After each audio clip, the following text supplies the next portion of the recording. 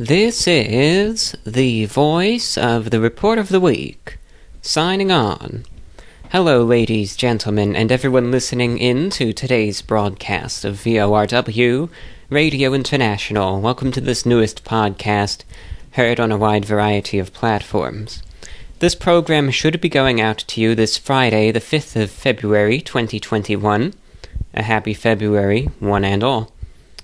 So, we are here. For those of you tuning in on YouTube, again, it is not the complete show. I don't really think a ton has been omitted this time, so we're feeling a little riskier this time around. But for those of you seeking a full show, be sure to tune in and check it out on all other platforms. Likewise, today's program features a good variety of discussion. The program starts off I'd say last night, where I was watching a police chase, and I picked up the microphone, started talking. I doubt it really translates all that well into audio form, but I mean, I edited it together, and I thought, it's good enough. I don't know. I just talk about some random things, share my take on a couple current events. But the bulk of this program is dedicated to the mailbag segment. We catch up on a lot of listener emails and pieces of correspondence. For those of you tuning in on YouTube, there are 3 pieces of fan art featured in today's show. The first piece is credited to Lukas in Germany. The second piece is credited to Javan in Alberta, Canada, a shortwave listener. And you asked a question. You said, would you be able to cover the state of shortwave radio in 2021? To give a very short answer to that, I certainly could, although it really has not changed in many ways at all since 2018, so I would really say that the state of shortwave radio that I made in 2018 is completely accurate, and really not much has changed since that video and podcast was made. The third piece of fan art is credited to Katlin. If you are feeling artistically inclined and would like to make a piece of fan art that would be featured in the next program, you could always submit one via email to VORWinfo@gmail.com. Simply let me know how you would like to be credited, by name, or if you would like to have a social media account, or a website where more work of yours can be found, credited, simply let me know. It's the very least that I can do. On a final note, it is my absolute pleasure to welcome a new sponsor on board here on VORW.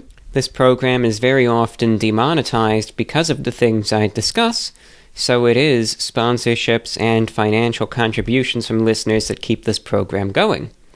Make sure you give these sponsors your patronage if it is of something that is of interest to you, and if you are interested in promoting your goods, your service, your music, your YouTube channel, your website, or anything, simply reach out to me at VORWinfo@gmail.com.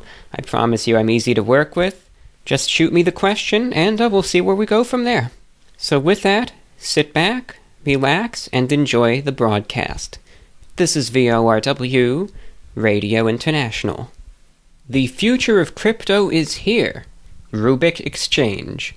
Interest in cross-chain decentralized finance, DeFi solutions is rising. Here's why RBC is the future of trading cryptocurrency. Rubik is a decentralized cryptocurrency exchange. Unlike other exchanges, such as Uniswap, Rubik bridges between financial assets and does so with lower fees. This isn't your ordinary coin that brings nothing to the crypto ecosystem. Rubik is a gateway to the future of cryptocurrency. Rubik is a multi-chain DeFi ecosystem, which features cross-chain, peer-to-peer, and instant swaps across multiple blockchains, including Ethereum, Binance Smart Chain, and Matic. Rubik is a complete one-stop decentralized platform. And coming soon, Rubik will also help your money grow with yield farming. By providing liquidity for trades, you will be rewarded with RBC tokens when trades are executed. So why not check it out now? When financial regulators decide to crack down on crypto, Rubik and its exchange will be the gateway to multiple exchanges, the central crypto exchange. The future of crypto is here, Rubik Exchange. That's Rubik.exchange.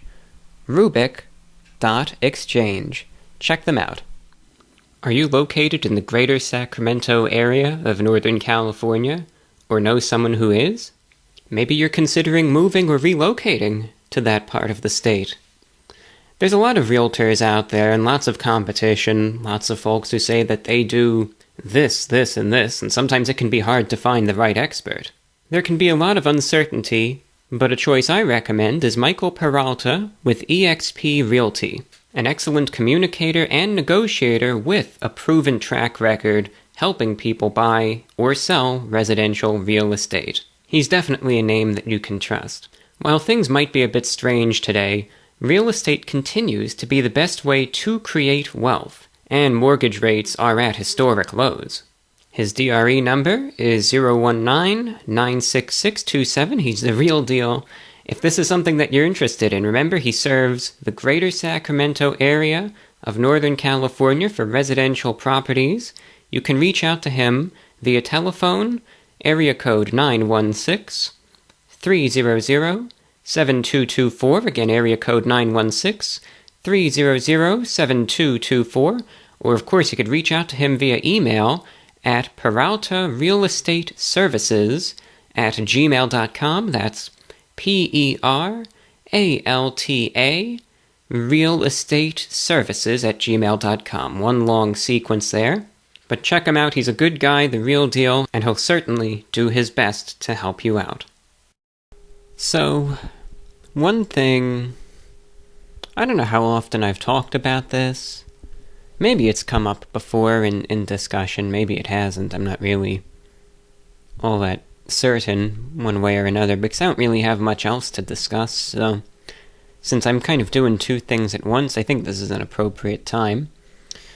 One thing that I enjoy watching quite a bit when I get the chance are police chases. I am always a fan of watching those, especially live, right? Usually live. There's nothing like catching it as it's ongoing. And I've been sitting here tonight for the last 5 hours.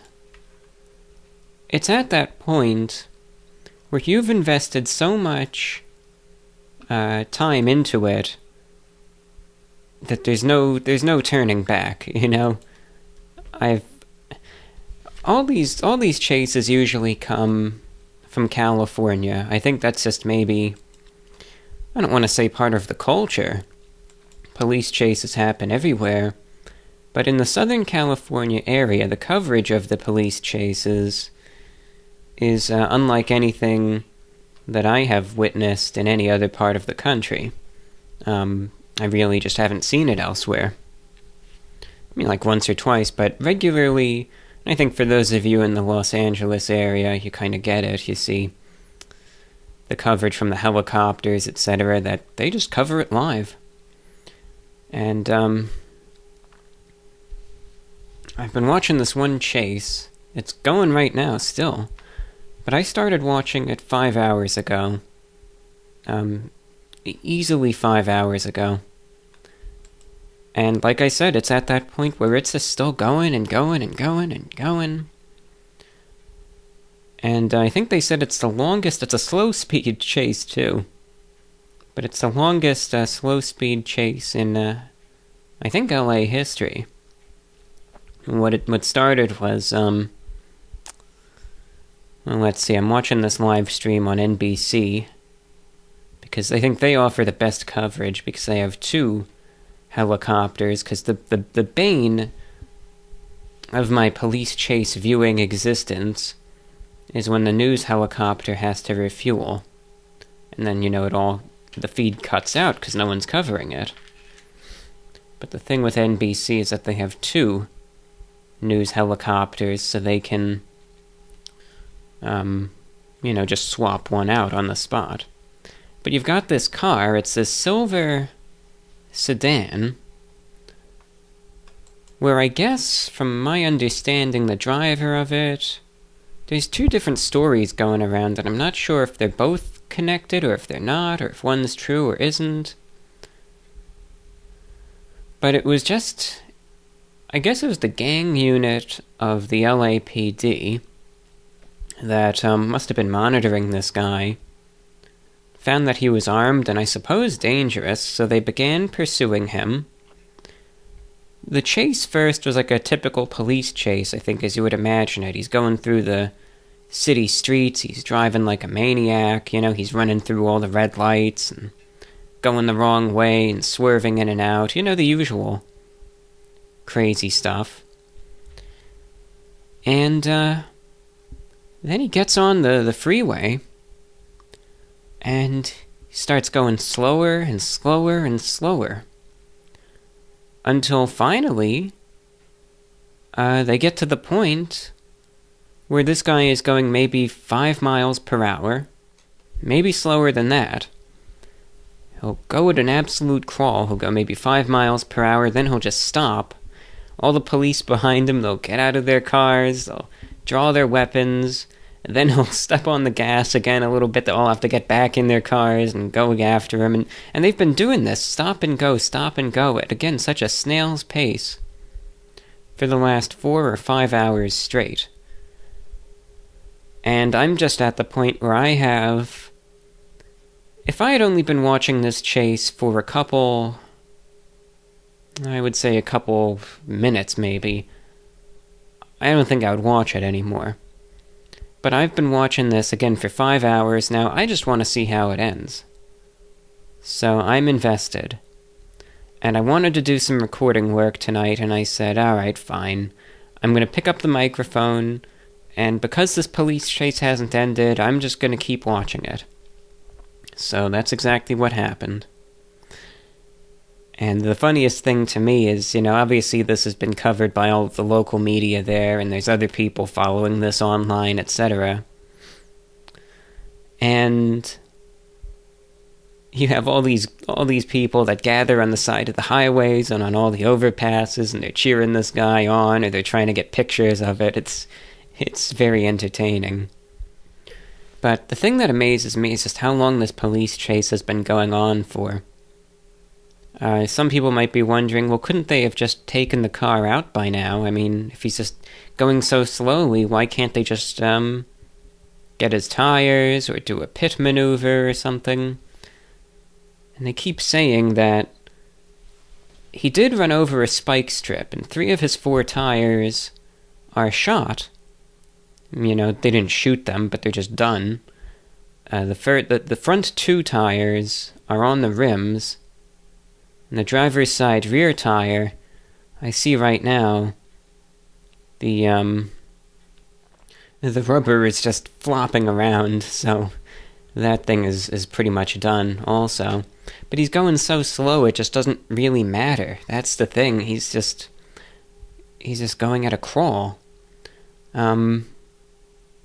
The other thing is that they say, well, he's armed, so if we try to do the pit maneuver, that might put him in a position where he could then get out and start shooting, and it puts, I guess, the police officers' lives, and then perhaps the lives of bystanders in danger. So, he's just going.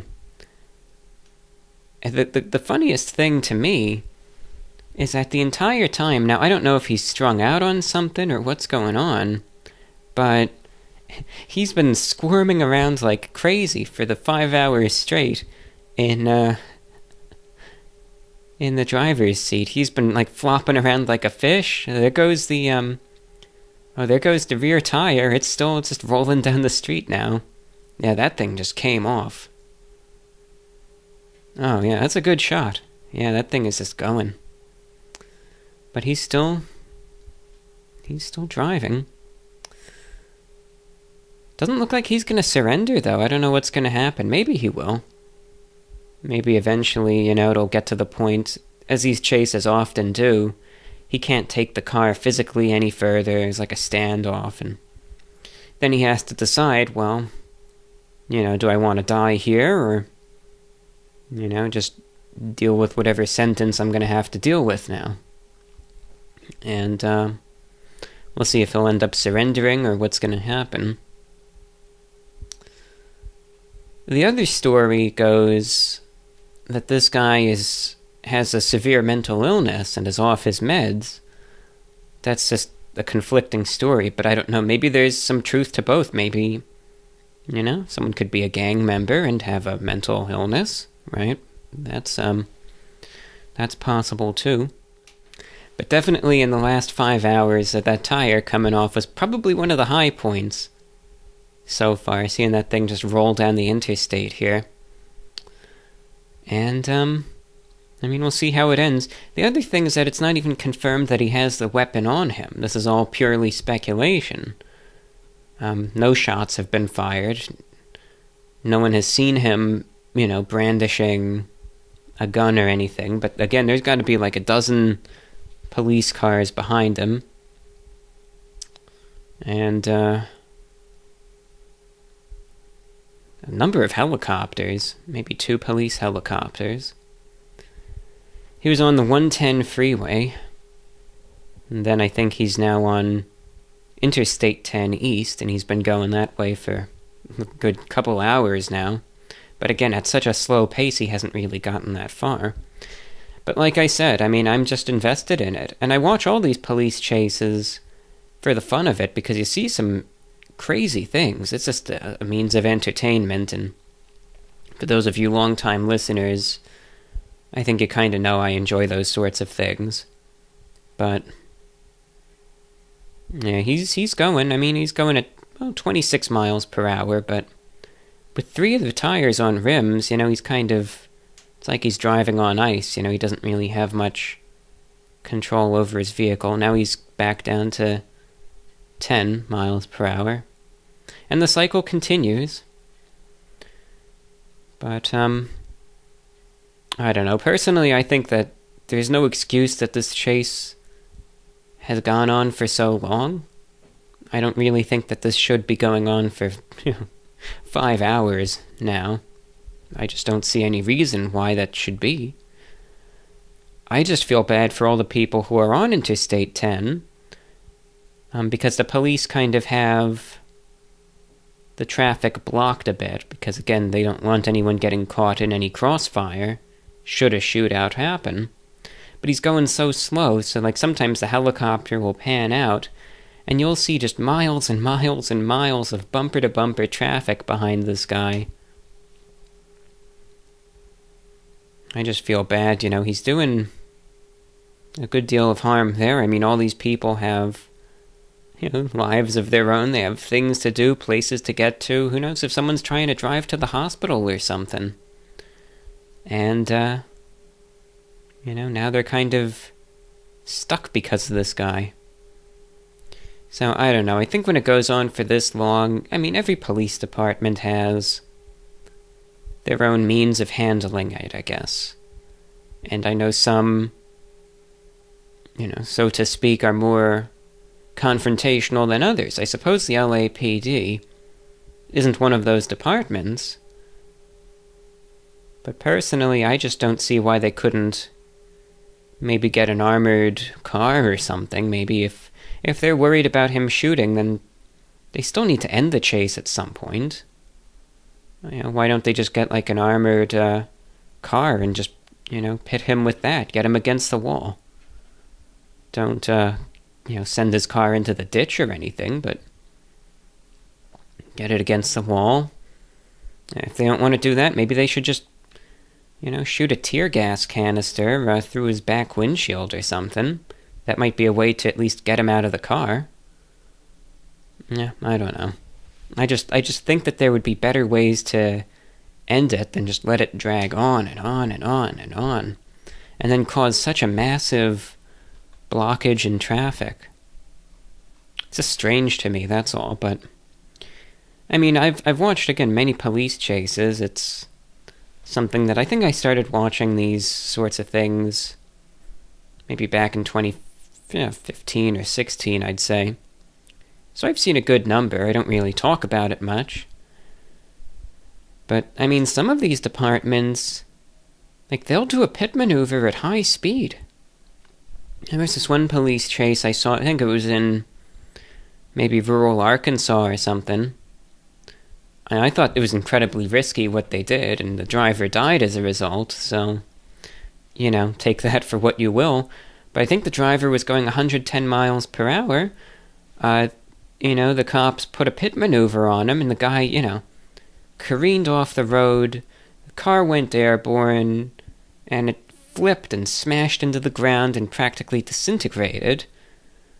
And the driver subsequently died, and then the police car that did the pit maneuver at that speed crashed off the road too, and the officer there was injured. So, I mean, I wouldn't recommend that, but, you know, I've seen departments that'll do that sort of stuff. Again, very, very confrontational, so to speak. Yeah, it ends the chase, kills the driver too, might kill one of their own officers. But, you know, that's what some of them do. I don't know, I just think there's a better way than just letting this guy go forever. So, I'll have this stream going, as I have for the last 5 hours now. And I say that with no exaggeration, it literally has been 5 hours. Yeah, this article says it best. Pursuit of suspected man with a gun turns into bizarre slow-speed freeway chase. Yeah, that's it. That's it right there. But I always enjoy these because you just never know what's going to happen. So I'll keep it going and check back in. But yeah, police chases. It's just one of those things that I've enjoyed. You know, because I enjoy watching all these sorts of, you know, crime/legal shows. And, of course, watching these police chases happen live, you never know what's going to happen or how it's going to end. That unpredictability is always interesting, and, you know, the different news anchors that kind of comment on it. I mean, some are better than others, but NBC seems to do a good job. KTLA seems to as well, but I'm no professional. I know I've watched a number, but I can't say I'm as versed as someone who lives in the area by any means. But, yeah, you see some crazy stuff, of course. Sometimes if something graphic happens, you know, they try to cut away. I mean, sometimes, though, it happens so quick. You know, someone jumps out of the car, and whatever happens, you know, the camera still captures it. But, you know, it all just depends on the situation. Of course, they try to be careful with that. So, aside from the police chase, which is just kind of something going on in the immediate moment that I'm watching, I know it's nowhere near as good as, you know, actually seeing it, but there's no way I could show even stills of it, because it's all copyrighted by the news agencies, but I'm sure in the day or two afterwards when I release this show, you can, if you really want to look it up and watch the whole 5-hour thing, I mean, it's a waste of time, I think. This is one of those things that a chase like this is only worth even watching as it's happening live, because it's just, otherwise, once you already know how it ends, it's a waste of 5. Let me see. It's probably going to get on to 6 hours at some point. Oh, there it goes. There goes the rim. That thing. Oh, he's done. He's done at this point. This is it. He is done. That rim completely disintegrated. Yeah, the chase is over at this point. The rim just disintegrated. The front driver's side rim just completely disintegrated. He's at a dead stop. All the cops are finally there with their weapons drawn.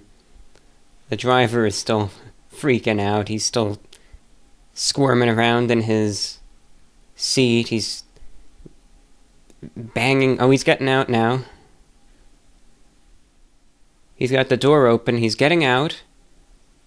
He's standing there. He closed the door. And he's surrendering. Yep. He's surrendering. Got his arms up. Got his hands behind his head. And, yeah, he's He's surrendering. Okay. Chase is over. Doesn't look like anyone's dead. So, I guess that's it in that regard. I don't have much else to discuss, just a few short current events worth noting. First and foremost, it's always just an interesting juxtaposition, I suppose. Recently, I was able to experience a very big snowstorm, and I think it's the biggest one that I've been able to witness in at least maybe the last 4 years. But it was a nor'easter, a classic nor'easter storm. And I would say a good 20 inches of snow came down.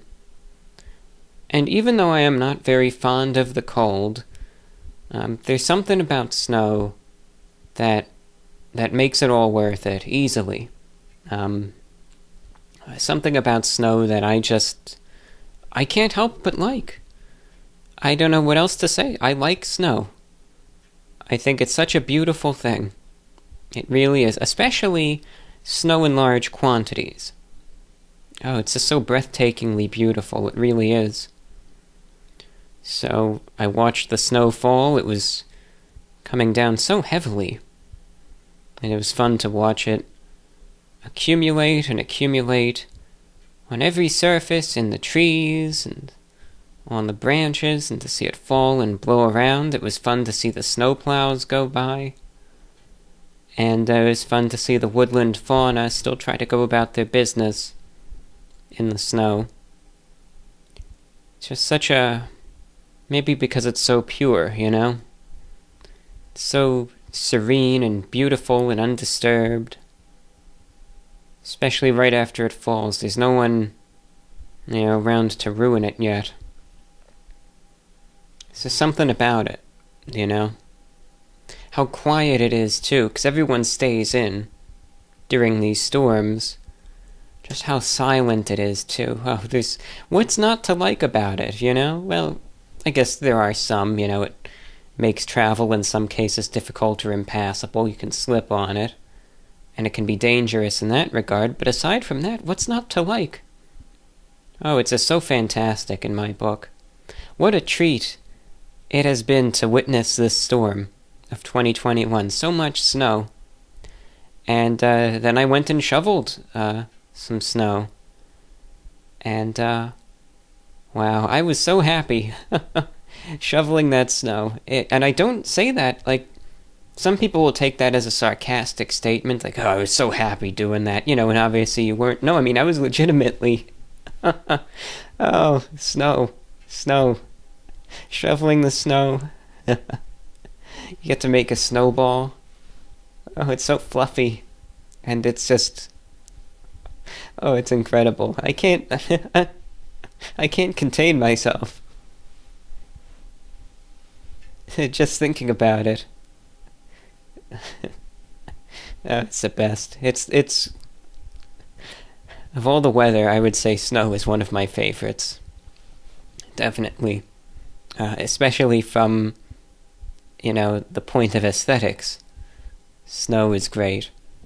Now, after the snow has been around for a while, then it can get to you. But fresh snowfall, there's nothing like it. Nothing beats it. Not much. Foggy days come close. But fresh snowfall is in a league of its own, I would say. For those of you who wondered, what did I wear when I was shoveling snow? I was wearing a shirt and tie. I still was. I had on some black pants that were pleated, of course. A white dress shirt, a red striped tie. And then I put on a pea coat. Some gloves, and I realized, a face mask, how it keeps your face warm, especially in warm weather, much to your detriment? I thought to myself, well, if it keeps my face warm, maybe it'll help. So I put one on, and sure enough, my nose was not cold at all. nor was the rest of my face. It was totally warm, so it actually was good in that regard. And, yeah, it was great. It was just a lot of fun. So, witnessed the snow. And, yeah, it was nice. I have to say, it was nice. I don't have anything bad to say about it. Geopolitically speaking, there was the coup in Myanmar, also known by some as Burma. My understanding of Myanmar is that the government that had previously been in power was not very popular. The now former leader of Myanmar, Aung San Suu Kyi, I'd previously known of her, because years ago she was a political prisoner, and a lot of people had looked at her very positively. As a matter of fact, one thing that really got me researching her years ago, the song Walk On by U2 was actually written about her. And Walk On, that's one of my favorite U2 songs, if not my favorite one. All That You Can't Leave Behind, I think, was one of their best albums. That's just my take. Their 80s stuff was fantastic too. So much good stuff back then. But All That You Can't Leave Behind had, so many good songs, like one after the next, easily. I'd say that's my favorite U2 album. With Walk On, again, being probably my favorite. But, she was she's still alive, she is a controversial figure. She, I think even got a Nobel Peace Prize back in 1991. Played a vital role in Myanmar's transmission, from a military dictatorship to partial democracy in the 2010s. And up until recently, she was looked upon very favorably as a pro-democracy activist, if you want. Someone who was really, put down by this dictatorship and was able to get her way peacefully to power. Overcome these struggles. But then in recent times, you had the Rohingya genocide, which was going on. And, some folks have differing views on that, but she didn't really take any sort of role in stopping it, condemning it. She even went as far as to go in front of The Hague and defend the Burmese military, of their actions. And there was also some criticism for some persecution of journalists. So, as a result of that, and kind of either ignoring or defending the Rohingya genocide, as they say, a lot of, those favorable views quickly diminished.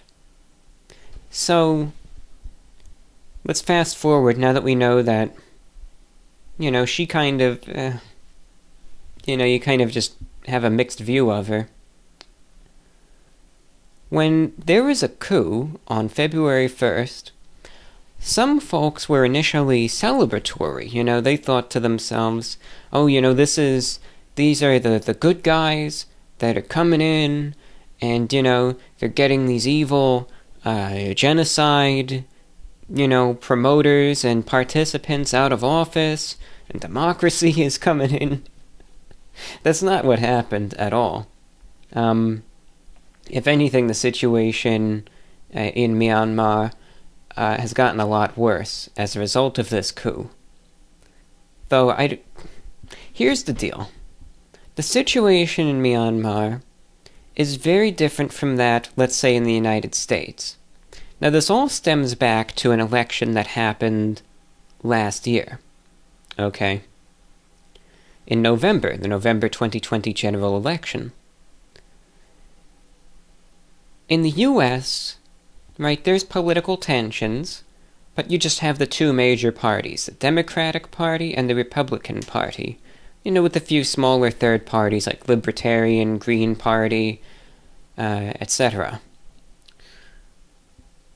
The federal government, they operate as one. So the military, right, obeys the federal government. That's a very important thing to remember.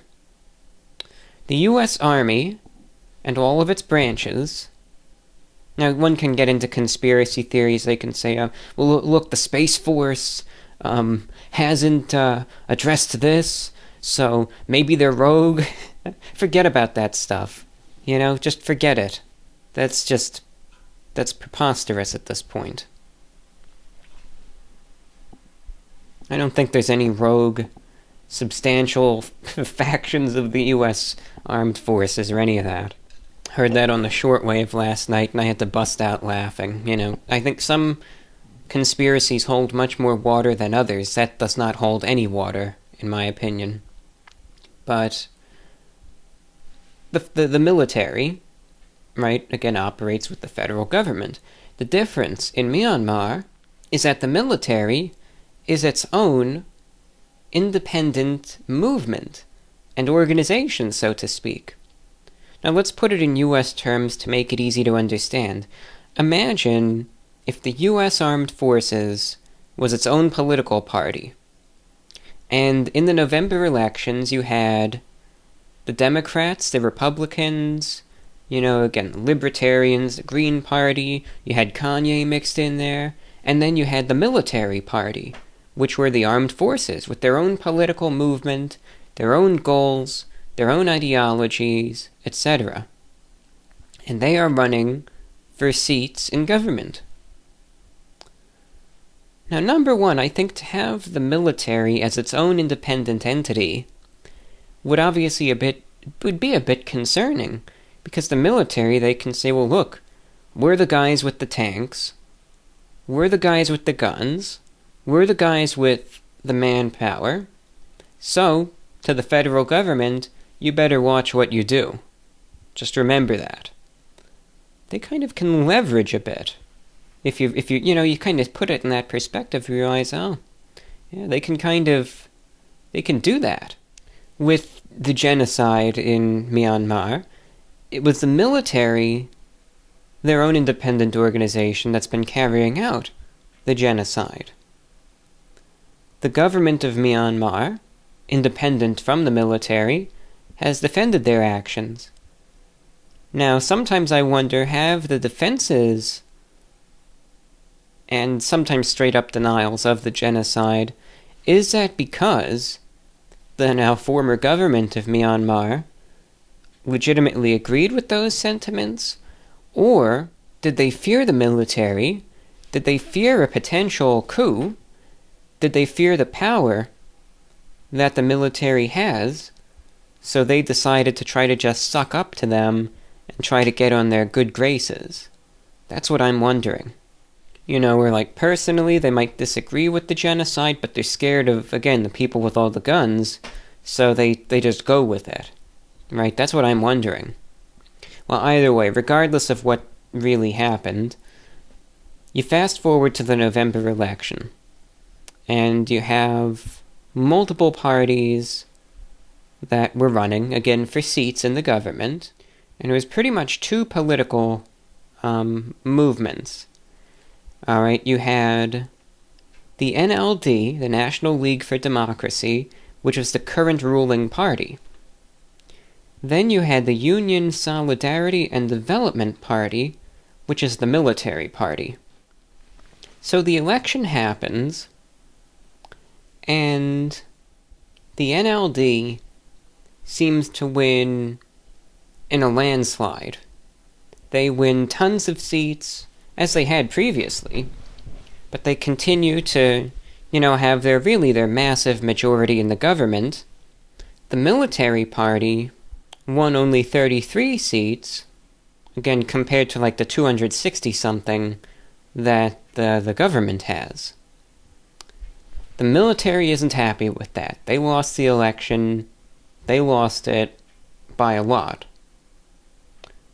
Now, whether there was or wasn't any alteration, I have no idea. I haven't researched that enough. There's nothing I could say definitively. I just don't know. But the military party claims that the results were fraudulent, and they won more than they really did, that there's mass corruption, etc. Remember, they're the people with the resources and the guns, so what do they decide to do? They say, well, we feel like we were cheated, we feel like we should have won this. In that case, since we literally are the power here, we have the force, we have the tanks, we have the personnel, what's stopping us from just taking power? Oh, wait, absolutely nothing. We could literally do this right now. So that's exactly what they did. On February 1st, they converged on the Capitol. They arrested and detained all of the ruling government's leaders. They set up roadblocks, they put tanks in the streets, they had their military personnel patrolling the streets. They had a total media blackout. They shut the power off, I think. They shut the telephones off. They shut the internet off. They shut anything that they could possibly control. They shut it all off. Again, TV, they shut all the local radio stations out. Even the shortwave stations in Myanmar, they shut all the transmitters of those off. And Myanmar is a country where shortwave radio actually remains pretty popular. According to studies by the VOA as of, I think, a couple years ago, not many, so I'd say it's pretty recent still, I think the shortwave listenership, and these are big studies by the US government in Myanmar, is about maybe 35% of the population, but when you break that down, that's about 20 million people that still listen into shortwave stations. So they shut those off, they shut the AM, the FM, everything that could be shut off, they did. And now as a result, the country is back under military rule. The military says they've declared this emergency for a period of 1 year. There's a new cabinet, a new executive governing body, etc. So I feel like Myanmar has kind of gone back to how it was, about a decade or so earlier, back under military control. And that looks like that's the way that it's going to be. I don't think there's going to be any sort of military intervention. There's going to be none of that. Foreign policy-wise, it will be interesting to see what the U.S. does. Biden has considered it a coup, which is important because going forward, if the U.S. wishes to impose sanctions, that kind of gives the justification for doing so, providing it's considered a coup. But I just wonder if severe enough sanctions are put on, some have hypothesized that that will, kind of turn Myanmar more toward China, and obviously you have these two spheres of influence trying to compete with each other. It's like the US versus China. And some are then saying, well, that's just going to drive them to rely on China, and China's going to swoop in and take advantage of the situation, which, personally, if they do, that would be a smart move, geopolitically speaking, if they take advantage of that. So, we'll see what happens. But I wouldn't anticipate there being any World War III or anything from this. As it was ongoing, though, I got most of my news about this from the BBC World Service on shortwave, because I had a feeling, I bet, because so many people there listen, I bet these international broadcasters are going to step it up and do a decent job. And sure enough, they did, so I was intently tuned in, as I'm sure many people over there in Myanmar were as well. Granted, those who speak English. All of these stations still have Burmese services, because again, I would say 20 million people, that's a lot of people that you could reach, so a lot of stations still consider Myanmar a good worthwhile target for their broadcasts. it does look like the government-run shortwave stations are back, but I'm sure they'll only have, news and views that are, favorable of the new administration. But that's something that I'll be keeping an eye on going forward. So with that, I think that's all that I really want to discuss today. So, next up I'm going to be doing the Mailbag Show. The name of the program, of course, is self-explanatory. The Mailbag Show is a segment of VORW where I read and respond to listener emails. It's a substantial portion of every broadcast that I do, but for a good reason. I try to respond to as much as I can. The premise and function is very simple. If you want to get in touch with me, if there's something that you would like to ask me, if there is something that you would like to hear my take on, my thoughts on, if there's something that you would like to share, a topic for discussion, a question, a comment, if you just want to talk about anything, talk about snow, talk about police chases, talk about news, what movies did you see recently, anything you want to discuss, I don't care. It's just an open platform and an open forum for you as listeners to reach me and speak your mind on this show. The way to get in contact with me is very simple, but there is only one way to do it that guarantees a response on this show, and that is via email. You can reach out to me at VORWINFO@gmail.com. Again, that's VORWINFO@gmail.com.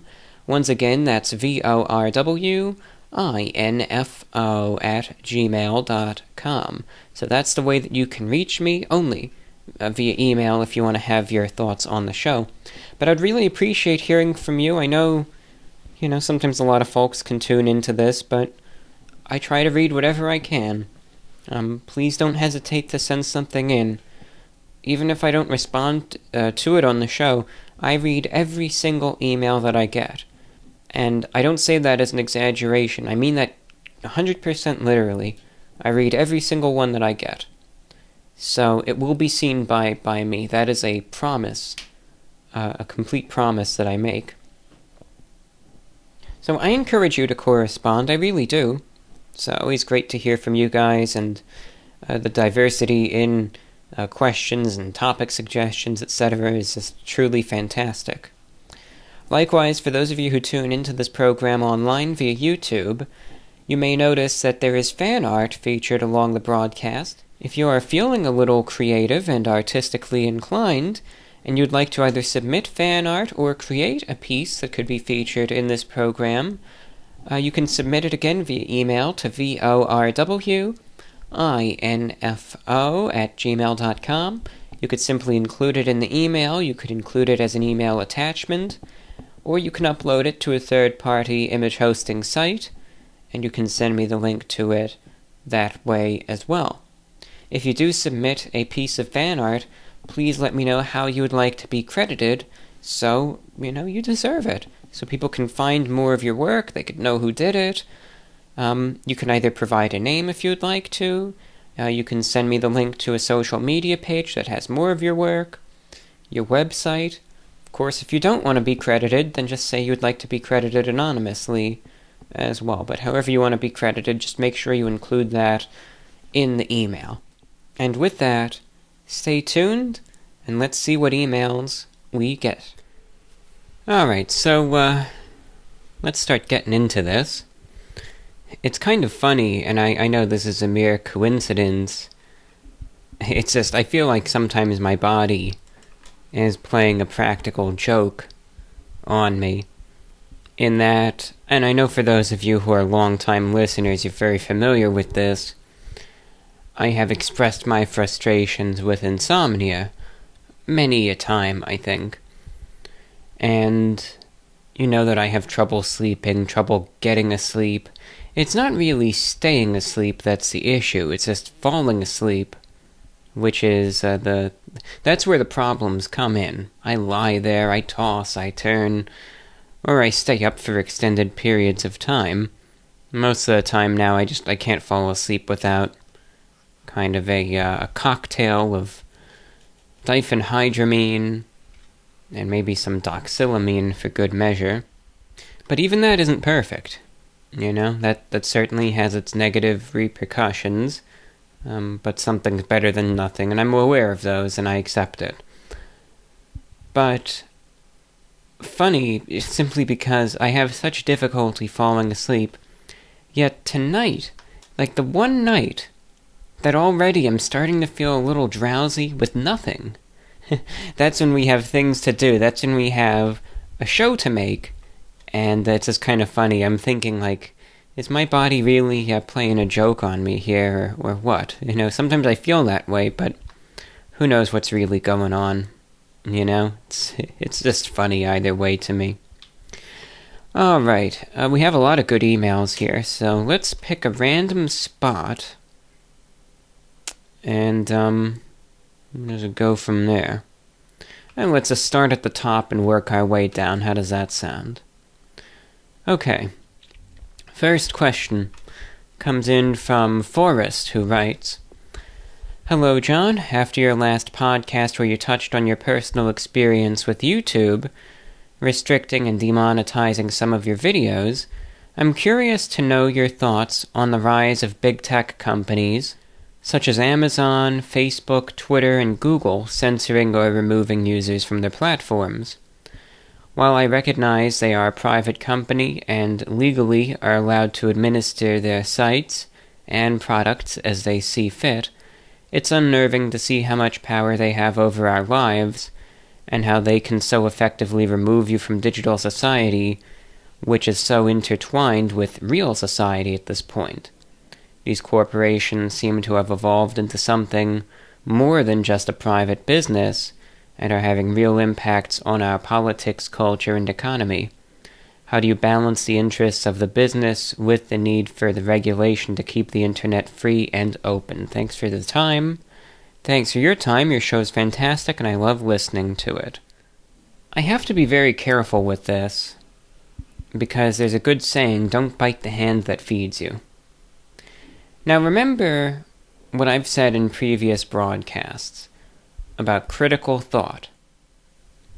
You're going to have to think critically and do a little inferencing here, but I guarantee you the answer is in plain sight. Think about, in the show, how I mentioned with YouTube, their monetization platform, the fact that some of my shows were taken down, etc., how I feel that in doing so it wasn't just, and I don't agree with it. Now ask yourself, do you think, with those views being established, that those same sentiments carry over to other platforms, or for some strange reason, remember those words, only exist for YouTube and YouTube exclusively, right? And notice that I'm not saying they can do anything they want, and I'm happy with that. There's your answer. So, if you read between the lines, you know my views on that. Secondly, and I think your second point at least I can address in a more comfortable manner, here's the problem, right? I agree with you. I think that the internet should be free and open. But it's never been that way. It never has been that way, and it never will be. And yes, it's only getting worse and worse. The internet as we know it, yes, there are millions and millions and millions of websites, probably billions of websites out there. How many of those, that vast number of websites do you actually frequent, and do you know? The internet as we know it, from what we use day to day for most of our things, is run by a small conglomerate of companies. Remember, they make the rules, they change the rules, they enforce the rules as they see it fit. The internet has never been free, it never will be free, it has never been open, nor will it ever be. Very, very pessimistic, but that's the truth of it. And, there's nothing that you can do about it. Nothing is going to change there. That's the thing. And I think, the retort will be, well, just go make your own internet. And that's easier said than done, It's, it's one of those things that's like, look, we have what we have. It's scary. It's imperfect. But it's either that or it's nothing at all. And if you have nothing at all, you cannot, as deemed by society, successfully exist in the world around us. So, kind of like what you would think some mafia guy in some movie would say, let's say, so what's it gonna be, And of course you know the answer to that, right? Perhaps reluctantly, perhaps begrudgingly, we just have to deal with it. So, what steps can be taken? Nothing. There's no steps that can be taken. You can say, well, maybe break up the monopolies. Yeah, well, may as well sink the whole ship while we're at it then. Just wipe the whole slate clean. At that, only for new monopolies to come up. You just replace the faces and names with something exactly the same. And then, in a decade or two, we'll be having the same discussion. It's just one of those conundrums that just doesn't... I just don't know if there is a solution to it. It's not like... You remember in the early 1900s reading about Standard Oil and that monopoly and how it was predatory and it was broken up and, it's not as easy as that at all, I don't think. Because those companies, yes, they were very relevant in their markets and in their fields, but the internet controls our lives. It controls pretty much every aspect of our life these days, which is a terrifying thought, but that's the 21st century reality. So, interesting question, and I think an interesting note to start the show off. This listener, no name was given, but the listener mentions corresponding from Paraguay. So good to hear from our listeners in South America. Writing, I'm just listening to your last podcast on YouTube, and some of your listeners mentioned something called VR chat, where he or she said that people, quote, lived, unquote, there. I just want to say... That reminded me of a book I read 5 or 6 years ago called Ready Player One. That's basically everything your listener said. I just wanted to throw out there that fiction is becoming a reality. I hope that's for good, but I recommend you the book, or at least the movie which made it from the book. Sorry for my English. Great show as always, and greetings from Paraguay. Well, thank you for corresponding. And your English is perfectly fine. Very, very good. Completely readable. The grammar is good. Punctuation is good. Spelling, all of that. So your English is great. And Ready Player One. I never saw the movie, but I read the book. And that's where I think we're headed one day, perhaps. Maybe not in our lifetime. Sometimes these sorts of things take much longer to happen than you really... when you think. I mean, again... In 2014, I thought, by the early 2020s, there would be way more self-driving cars on the road than there are. So sometimes the speed of innovation moves a little slower than you think, but maybe that's a good thing, honestly. But, Ready Player One, if anything, read the book. It's a good book. I recommend it. And it's pretty much like what we've talked about in the last few shows. Everyone lives in this VR paradise, and the world around them is this dystopian hellhole. And, I don't know, maybe that'll be reality one day. I don't know. So, thank you for, Ready Player One. I haven't seen the movie. I've heard good things about it, though, although people have said the movie is a little different than the book. So bear that in mind. Anonymous listener from Europe checking in. Hello, Review Bra, big fan of the podcast. I listen to every episode on Spotify. I was wondering what your opinion is on alcohol culture and drinking and quitting drinking due to the COVID pandemic. A Swedish research report that was recently published came to the conclusion that abstaining from alcohol is just as important in fighting the pandemic as washing your hands. This is due to the fact that alcohol worsens the immune system, as well as leads to people being worse at social distancing, mask wearing, etc. During the pandemic, a lot of people are talking about trusting science, but when I tell people about this connection between alcohol and COVID, most are in complete denial, refusing to give up drinking. Is this how ingrained drinking culture is in society?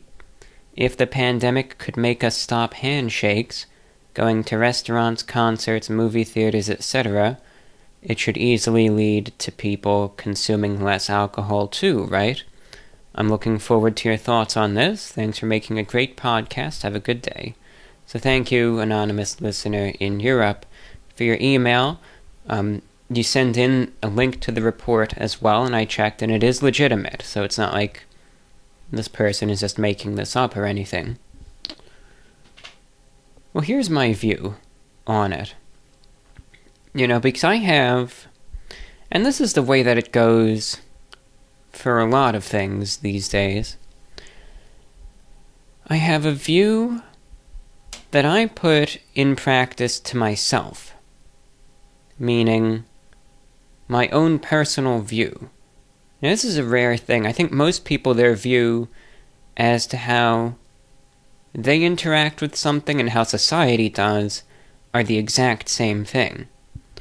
But in my case, it's very different in that, like with alcohol, I have a personal view of it in regards to its application to me, how I personally view it, and how my opinion of it is, and I have a very different view as to alcohol in society. And this actually goes for a lot of things. I have really two sets of views, how I apply it to myself versus how I feel it should be applied on society. Here's a good example with alcohol. Me personally, I am really not a drinker at all. Of course, I've tried some drinks here and there, but it just doesn't appeal to me. It just doesn't. I've tried a few different things. I've tried different wines, I've tried some beers, I've tried some of those soda-esque drinks that are alcoholic, I've tried even some of the harder stuff too, and none of it appeals to me. So I don't drink. I haven't, I think, taken a single sip of alcohol in close to 2 months. And even before then, I would maybe have probably half of a glass of wine each month, if anything. Very, very little. So I am a very light drinker, if at all. And again, I haven't had a sip of it in 2 months. And I don't feel like I need to have another sip of it anytime soon. It's just not something that's for me. As for the drinking culture, it's not something that I would ever participate in personally. I find parties and bars and that atmosphere extremely uncomfortable. I don't like it, and I wouldn't be there. It's just not something that you would catch me dead in. It's just not for me. I absolutely and utterly, in the strongest imaginable terms, despise many of the things alcohol does to people. I don't like that it can cause people to be aggressive, make sexual advances, and the lack of inhibition, in my opinion, does a lot more harm than good. It's something which is responsible for many deaths, of course, not only through excess consumption and the health effects it has later on in life, but also through that lack of inhibition, drunk driving, etc., which kills in some cases the participants, but also innocent victims as well. However, while that is my personal view of it, if someone wants to party, let them party. If someone wants to go to the bar, that's their decision. And if someone wants to pound them down, one after the next, each and every night, I'm not going to do anything to stop you. That's your life, it's your decision. You have free will, I respect that. and that's up to you. Because while my own view on alcohol and many of its effects, as you can see, is not a very positive view at all, not everyone sees it the same way that I do. I understand that. I respect it. So I don't expect the rest of the world to view it the same way that I do. And that goes for a lot of things. You know, it's like, I'll do me, I have my views. You do you, but please just leave me alone. You know, that's all I ask. I don't care what you do, just leave me alone. If you want to drink, then drink, but just leave me alone, please. And I know that for many, alcohol is a source of refreshment. I know it, in some instances, can taste very good. I know that a lot of people like the way that it makes them feel. They like the lack of inhibition.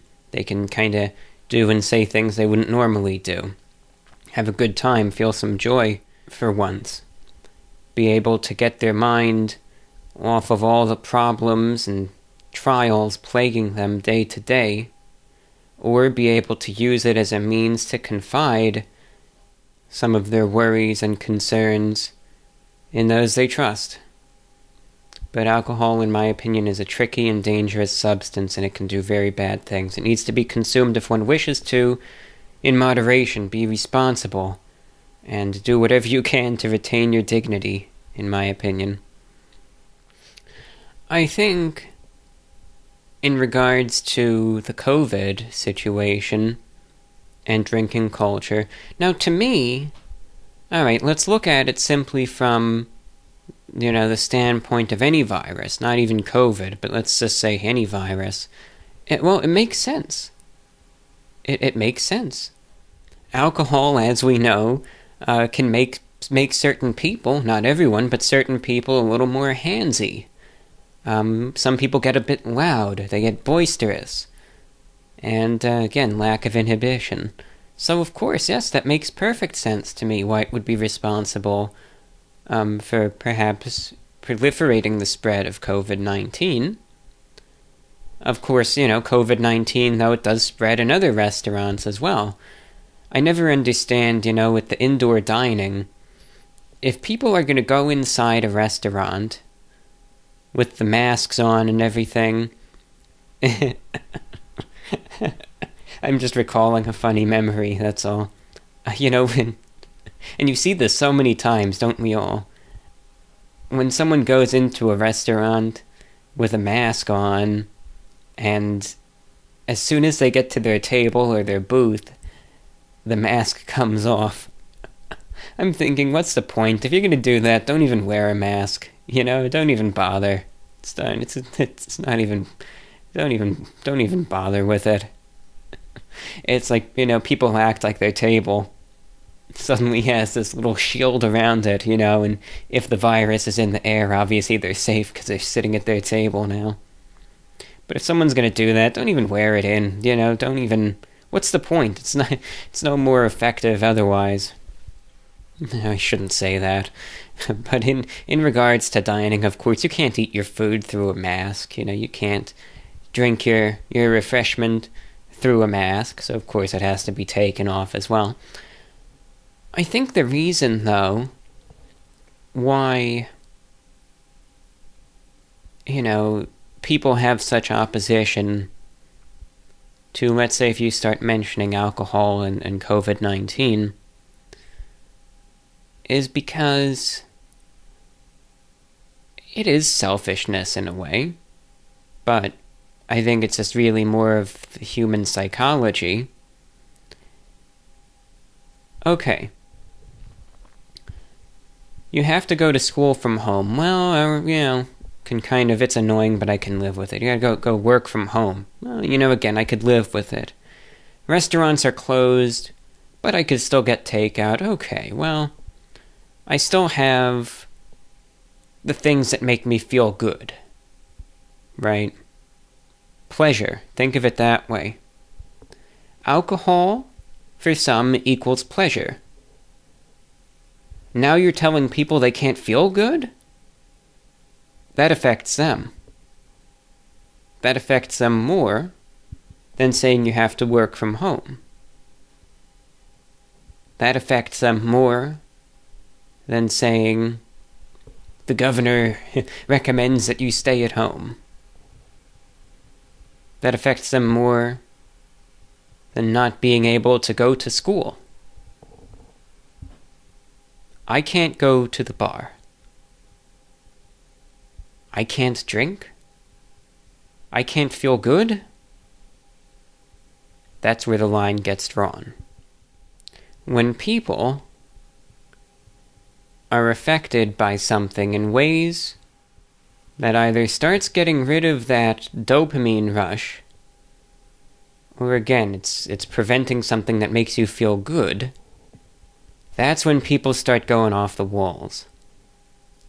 Could you imagine, hypothetically of course, it's impossible, but if it was suddenly announced by the World Health Organization that somehow watching, what's the big site nowadays? TikTok, I guess.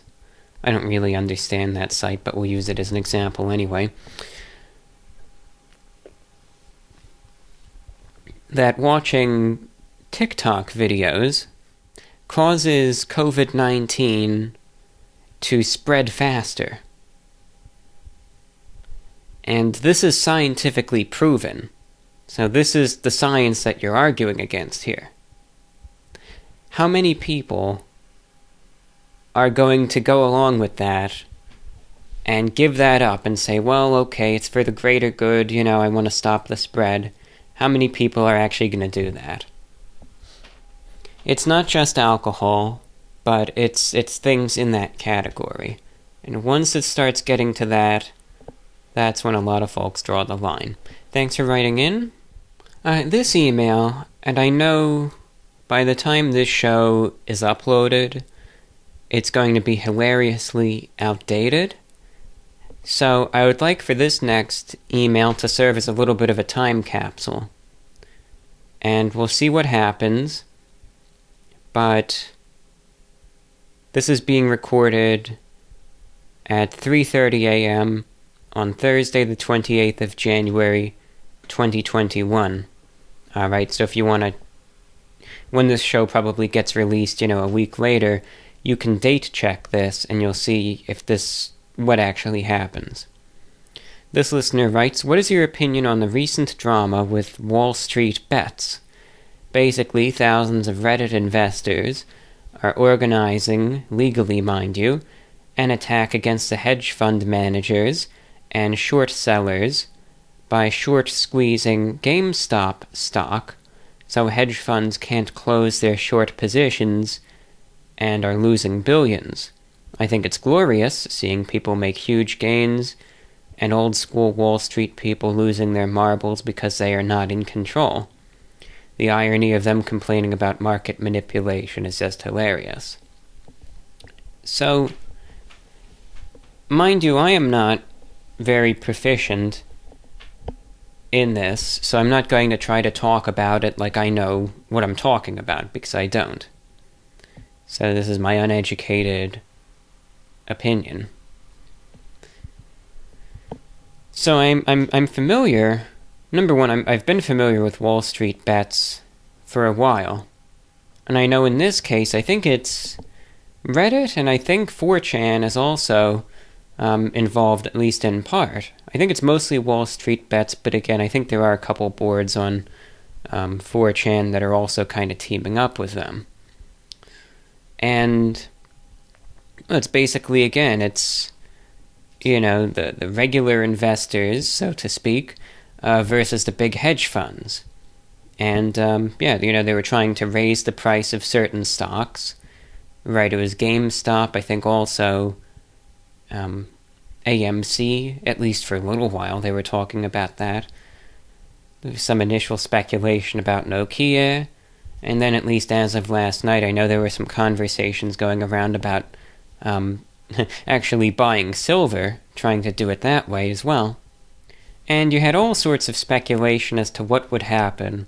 Some people I think are even saying, well, maybe it'll crash the economy because all of these hedge funds are going to go broke and it's just going to be like a domino effect and it's going to be insane. And I think, in some ways, despite some people saying that, I think for some it leads to a feel-good, type of feeling, because you're finally giving, the big boys right on Wall Street a taste of their own medicine. And for once, regardless of the implications, you're making them feel almost like how they've made you feel for so long, and you're kind of, you're playing their own game. It's like you're playing their game against them this time around. They're finally on the receiving end of it all. So I certainly understand where all that, where all the excitement in regards to that comes from. Personally, I will say I find it amusing. I do. Again, I am not, proficient in any of this stuff, so my understanding is limited, but I know that so many of these financial institutions are beyond crooked. They cheat to win, pretty much. Isn't that how it is? So my view of them is not necessarily all that favorable. It's a cruel world, it's immoral, and it's not a good place. So while I can't necessarily consider myself an ardent supporter, I'm really not that... I'm not angry or anything, honestly. I see the situation and I kind of laugh. It's kind of funny to me, admittedly. However, do I think that, because I know Friday was supposed to be the day that they sell and everything, but I know that, but I don't think that the implications are, number one, going to be as dire as they are, and number two, unfortunately, I think that these hedge funds and old school Wall Street is going to win again. These people that are at these firms and all of that, they'll weasel their way out. And I guarantee almost all, if not all, of these hedge funds are going to survive to see another day. They're going to be around for many more years. They're not going to go bankrupt. They're going to weasel their way out of it. If it's going to take the federal government to bail them out, you better believe the federal government is going to bail them out. And people are going to say that's not right? Well, too bad.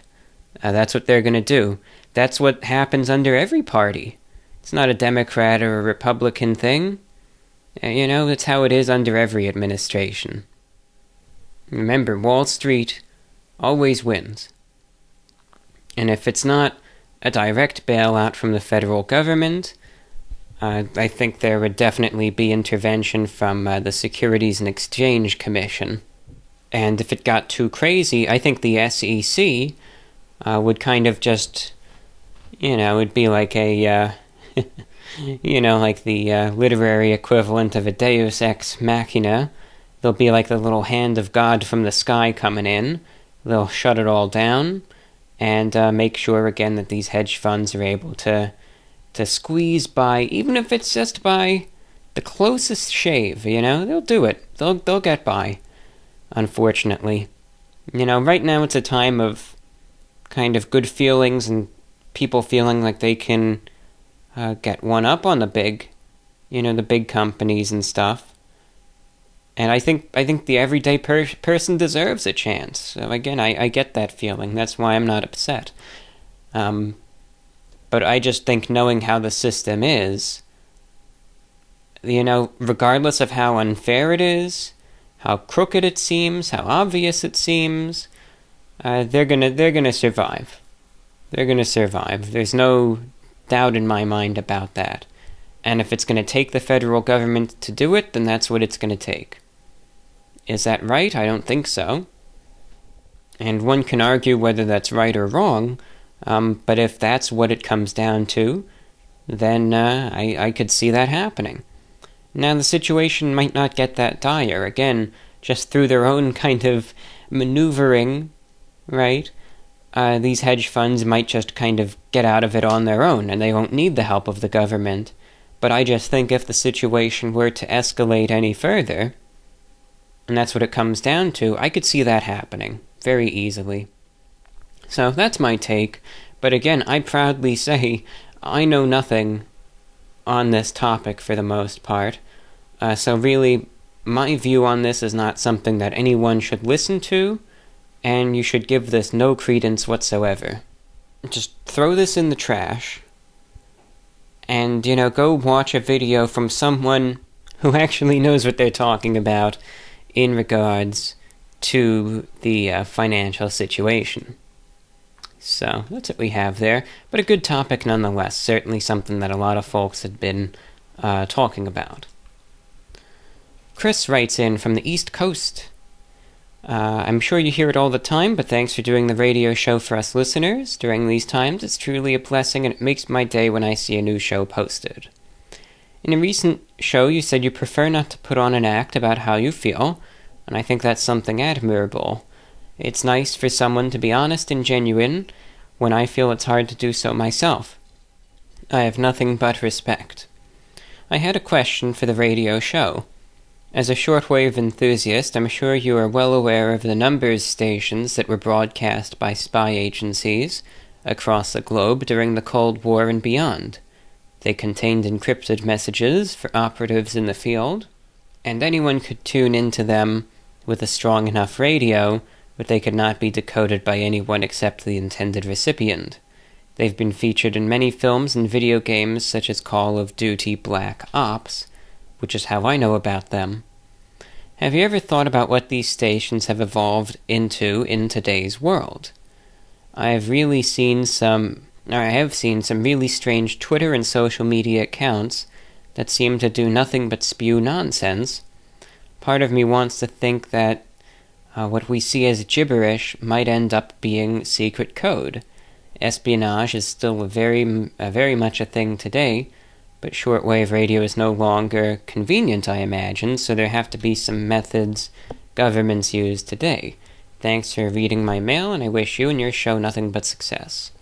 So thank you, Chris, for your kind words. It really means a lot to me, so thank you. It's good to hear from you. And, two things. Number one, you're partially correct on number stations in that you absolutely hit the nail on the head in regards to what they are. That's a perfect description. The one thing, surprisingly enough, is that some number stations still exist today and are still used.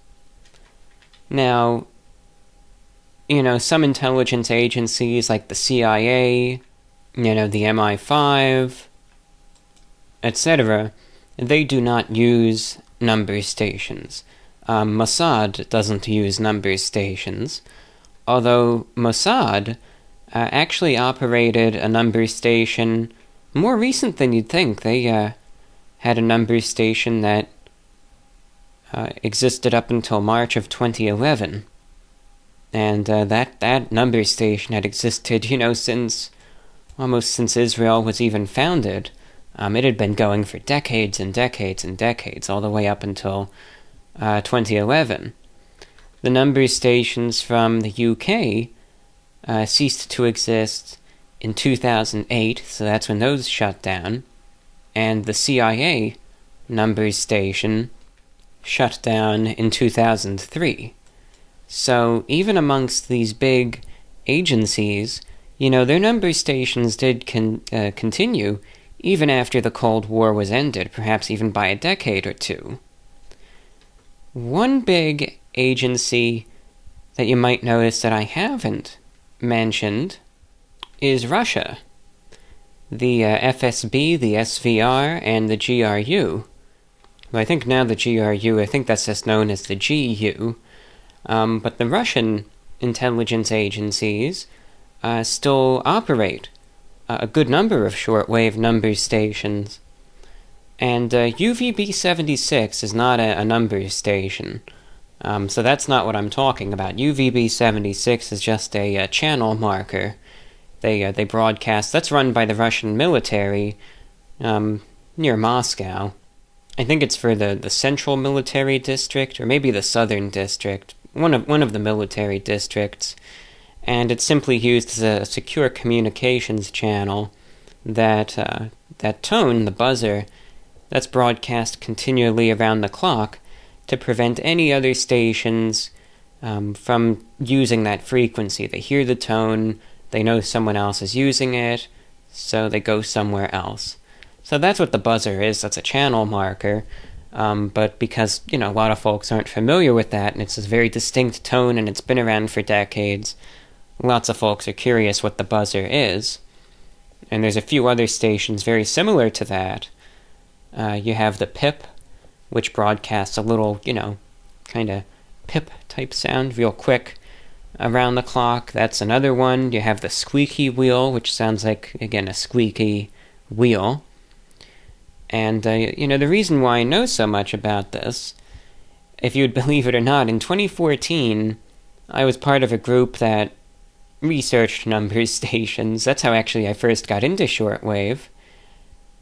And there was someone from St. Petersburg, Russia, who was verifiably in the Russian military and worked at the station, the PIP.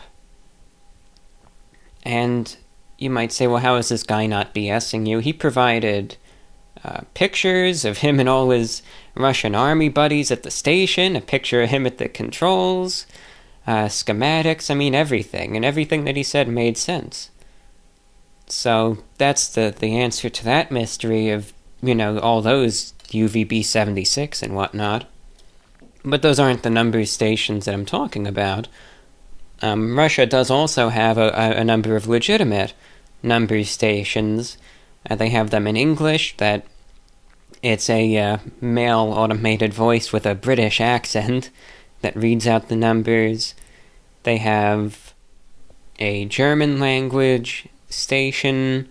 Of course, they do have Russian numbers stations as well. They have Morse code stations. They have stuff in these digital modes. Other countries, but I think that's just the biggest intelligence agency that still uses numbers stations. But Poland still uses them, Ukraine uses them, Egypt does. What other countries have we? Cuba, China, Taiwan, North, South Korea, all of those countries do. France operates one numbers station, but it's really not very extensive, so I'm not really going to consider them to be a huge operator. So Russia is probably the biggest one still. And shortwave is still used because it's such a secure medium. Because think of it this way, you can have, let's say the Russian intelligence agency decides to take one of the old transmitters from the Voice of Russia, which they still have stored up. So they power up this high-power, 250 kilowatt transmitter, broadcast their message to the United States so the signal covers the entire country. You know what, it's 3 a.m., all you need is just one person with a portable radio in a basement somewhere with some headphones to listen in, and not a soul will know that they're, decoding a secret message. So that's why it's still so secure and untraceable. However, obviously, many of the intelligence agencies have moved on from that. If I had to guess in terms of message delivery, I doubt that they really, like the CIA or whatnot, send messages out, as blatantly as numbers stations do. In that something that the general public can easily receive and at least comprehend isn't normal.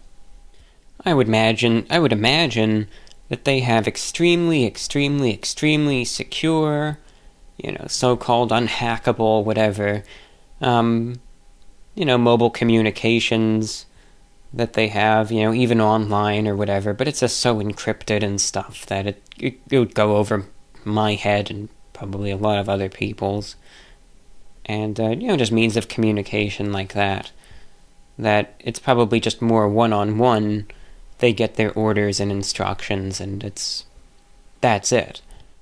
Now, I've seen, though, like you've mentioned, a few accounts on Twitter and on YouTube that, just post seemingly nonsense 24/7. Obviously, they're automated, but they post random strings of numbers, random letters, around the clock without fail. They upload strange videos and sequences and patterns, etc. So those I'm very familiar with. And what exactly are they? That's a good question. It could be someone who literally is just running a bot out of their house for no reason. It could be someone testing the site. It could be the social media site itself, again, running a test. What if it is something, right? We really don't know, so some of these accounts can be a mystery. Two examples that come to mind right away.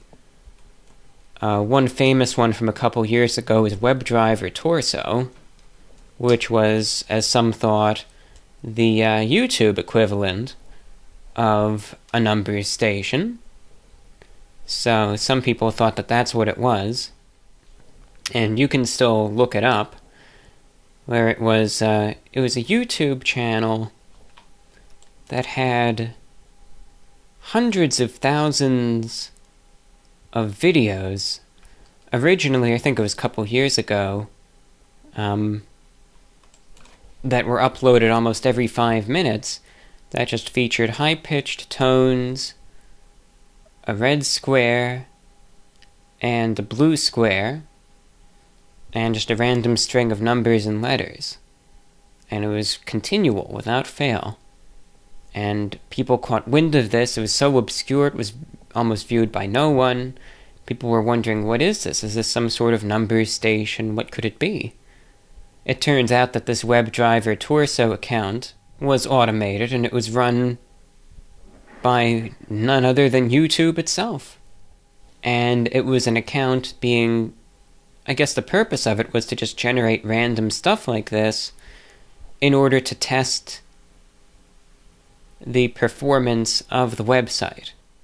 And you can read more about it. It was really interesting. But I guess as of 2017, it had uploaded 624,000 videos, so you could understand the enormity that we're talking about. But Google acknowledges that it's just that. If you actually Google WebDriver Torso, you'll see the Google icon actually changes to the little squares and stuff, just as a little homage to that. So that was a misconception of a numbers station that people thought it was, but it really wasn't. One similar channel that's been around for quite a few years, that has no explanation, although there's a few theories, that I also had found, was one that went by the name Unfavorable Semicircle. And I'll just read the Wikipedia. This one is not run by YouTube or Google or any of that. The original channel was deleted, but it had, again, hundreds and hundreds of thousands of videos. That's the name of a series of channels on YouTube which garnered attention for the high volume and unusual nature of the videos published. It was regarded as YouTube's strangest mystery by the BBC. In March of 2015, the YouTube account was created, and it began uploading large numbers of videos on April 5th, 2015.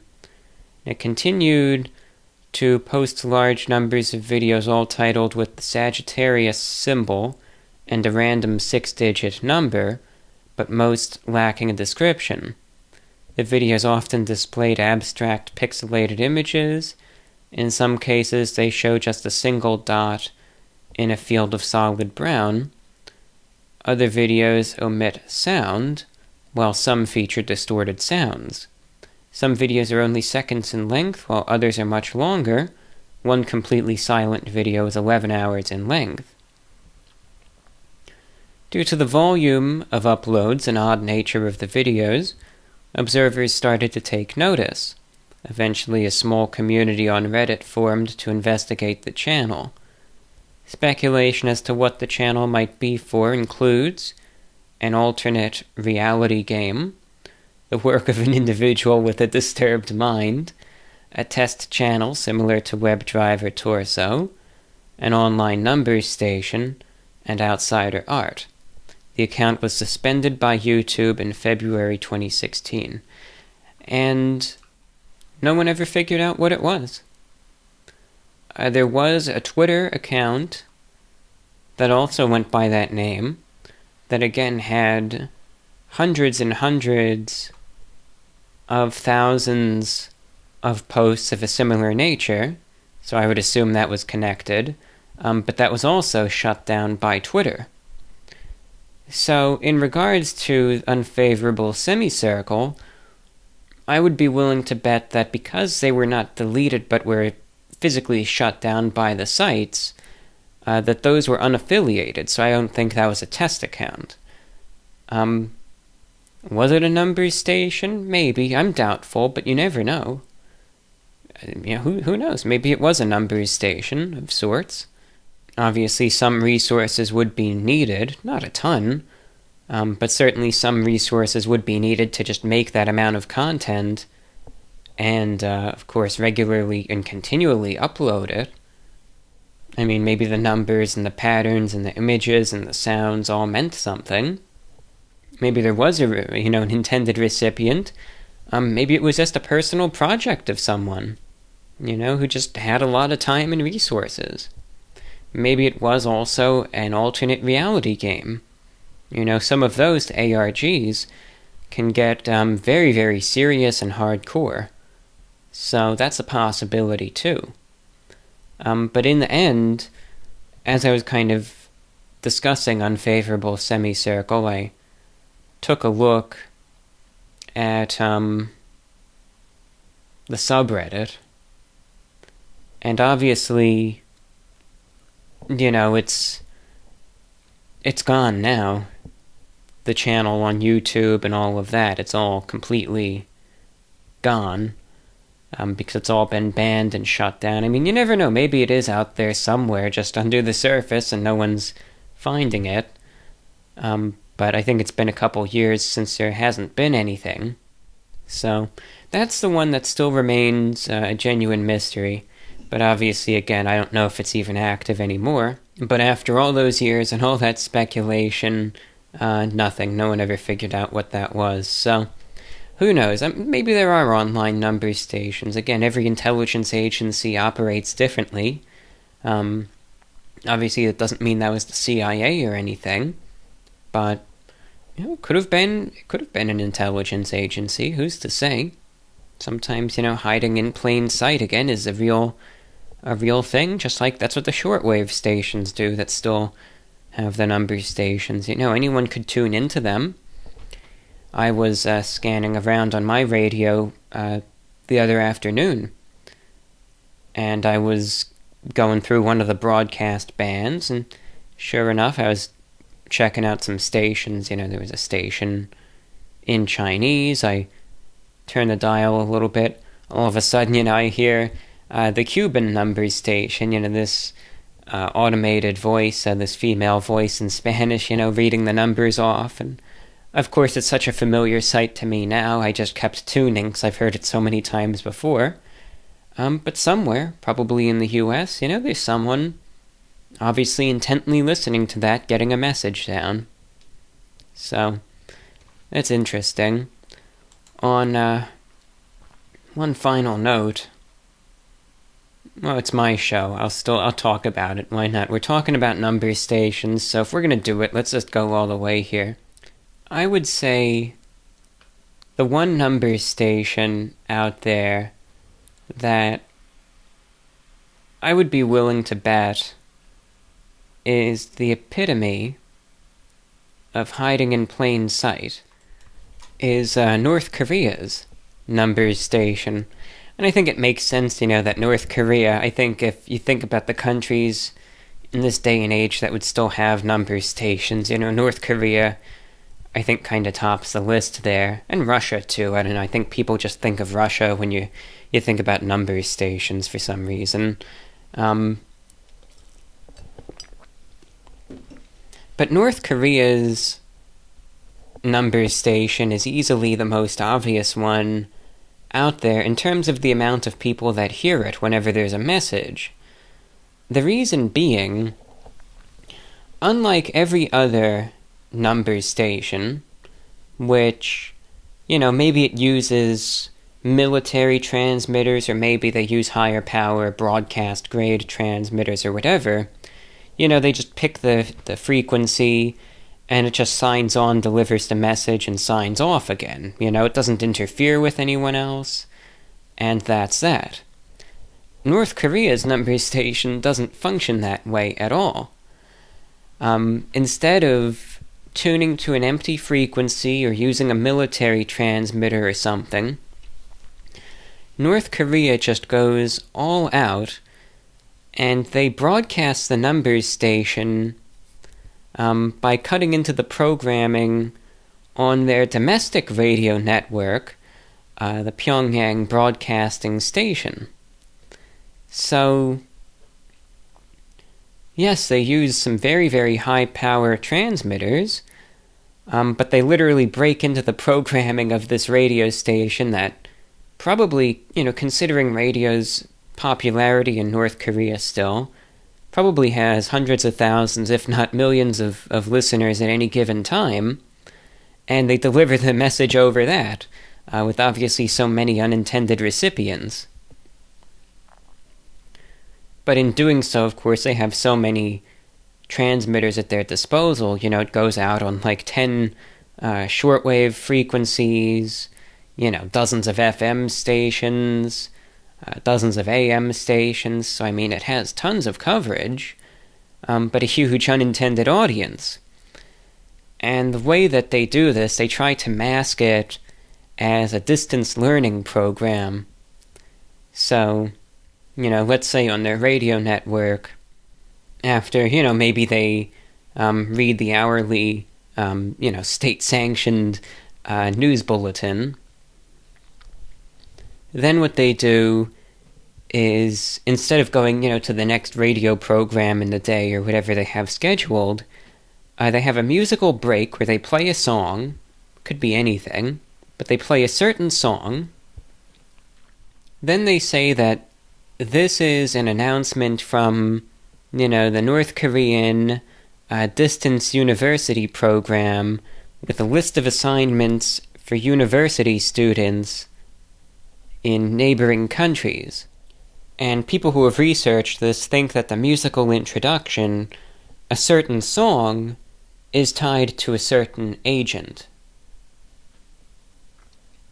Of course, I'm not very familiar with North Korean music, but, let's just say songs like, not that they would ever play this, but let's say, the song Wonderwall by Oasis is simply tied to an agent in Japan, whereas Driver's License by Olivia Rodrigo is for an agent tuning in Seoul, South Korea, whereas, an agent in Mongolia, the song The Hop by Danny and the Juniors is for them.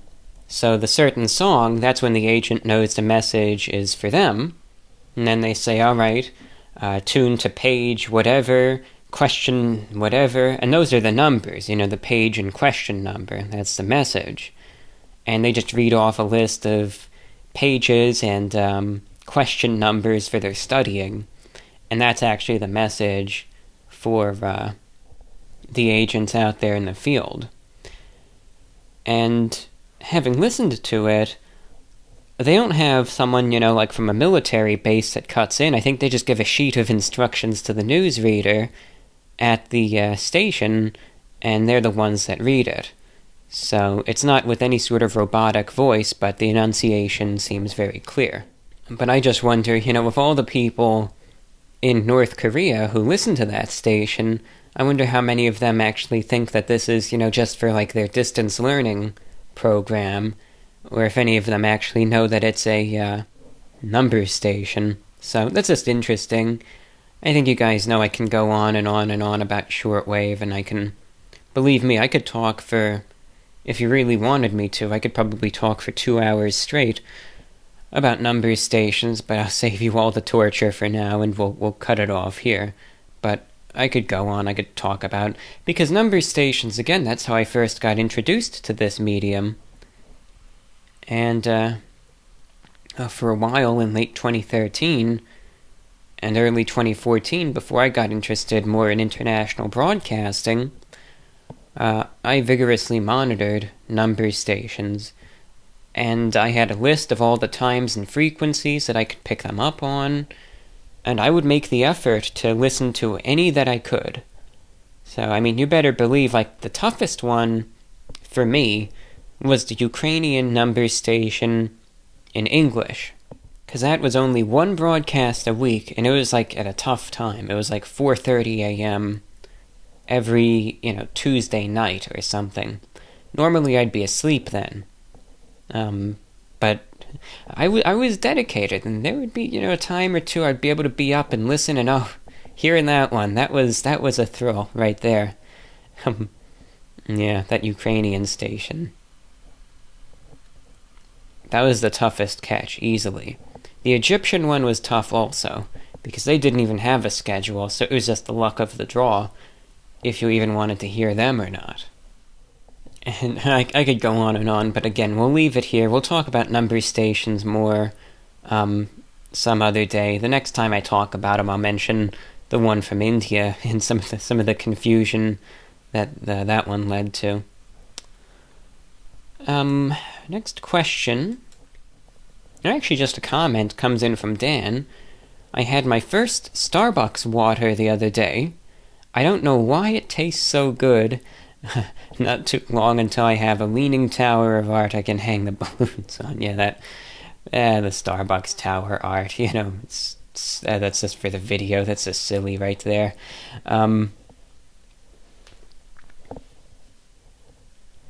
But it is quite a collection of cups. Who knows what I'll do with them. But the Starbucks water is very, very good. It's delicious water. It really is. And I think it tastes so good because they say that they triple filter it. And I think that the filtration really matters. I think it does. Some people, they say that water is water. That every water is the same. Right? Now, as I'm sitting here recording this broadcast right now, you could hear it sloshing around a little bit. There's a straw in the mix, but you could hear it. That's water. That's not a fish leaping around or anything. It'd be kind of strange if it was on cue like that. Unless I was tormenting the poor thing, but I'm not. It's just a lowly glass of water with no fish. At least as far as I can tell. Maybe there's an invisible fish in there or something. Hope not. No discernible fish or living specimen in the water. But aside from that, kind of nearby, there is a collection of water. Let me get up right now. Because some people, they just see, water's water, it all tastes the same. No, it doesn't. Right? You have your slimy sink water. You have your filtered water that you can get from sometimes the refrigerator. A little tap on the refrigerator, which is a step above the slimy sink water. Then you have your jug water, which could be Great Value brand. It can be Publix brand. If you're in Florida, it could be really the Southeast. I think if you're in Florida, you have Zephyr Hills water. If you're in the Northeast, you can go with Poland Spring.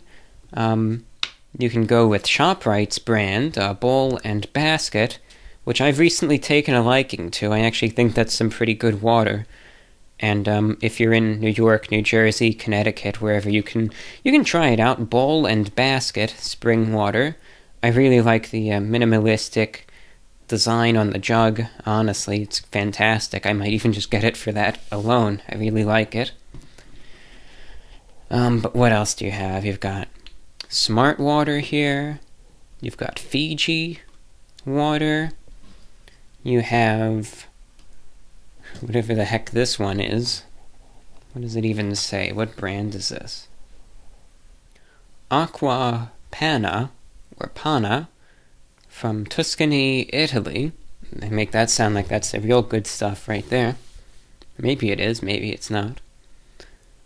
And, the list goes on and on. of course, your Starbucks water. But you can pour them all out, take a sip of each and every one, and it's going to taste different. Each water is indeed going to have a different taste to it. There's no joke about that. I remember years ago I did the review, and it was very lighthearted, and it was a joke. The two different waters, where I tried out the two different waters, from the same brand. Great Value Spring Water versus Great Value Purified Drinking Water. But I could seriously do like a 100% non-joking, legitimate water review, right, where I take 3 glasses of water, one, again from your slimy sink, the other, let's say, from Poland Spring, and the third from Starbucks, and each one will have its own identifiable characteristics. Undoubtedly. There is no question. Every water is different. And, Starbucks, for some, they do it right. They do it right. They do a good job, I feel. Remember, though, if you're going to get the Starbucks water, always go big, get the Trenta, it's complimentary, so may as well get that good stuff. Oh no, you continue. I was listening to the podcast where God, I feel like I cursed you, Dan. I'm sorry. I was listening to the podcast where you were emphasizing dental health, and I was thinking how blessed that I was, that I didn't have any problems for a long time. The next day I lost a chunk of a tooth in an apple. Oh, Dan, I'm sorry to hear that. Teeth, they can be a burden, can't they? Most certainly can be. I'm sorry, Dan. I say this from experience because I've had that sort of stuff happen to me more times than I care to admit. I think I've lost pieces of teeth now. How many times has it been that I could even remember? Let me even do the math right now. Let's figure this out. 1, 2, 3, 4, 5, 6, 7, 8, 9, possibly 10. That last one is iffy, but possibly 10 times. Within the last 4 years, I have had chunks of teeth fall out.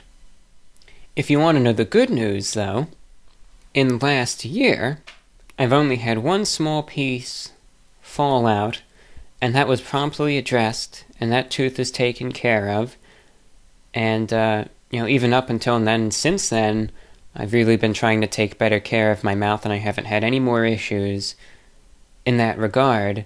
So almost all of that, that number, again, 10 times for that to happen in really a 3-year span, that's when the bulk of it happened, is something.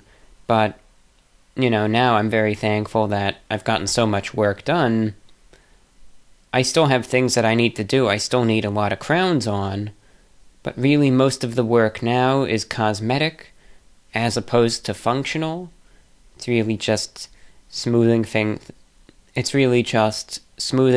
out, getting some crowns on, and all of that, as opposed to root canals, extractions, etc. That's the good news. So my mouth is in a much better place than it was even a year ago. But I know firsthand that feeling, I'm sure as we all do, or at least most of us do, and again, because I've been there so many times, you have this feeling, and sometimes it's a progression, right? Sometimes it is, sometimes it isn't. You run over a tooth with your tongue, and first, it's all there still, but it feels a little different. Not too much, it's like, well, maybe there's just something stuck there. Maybe it's just, I don't know, but it doesn't feel right. It doesn't feel like how I remember it feeling. Then the next day, it starts even a little more.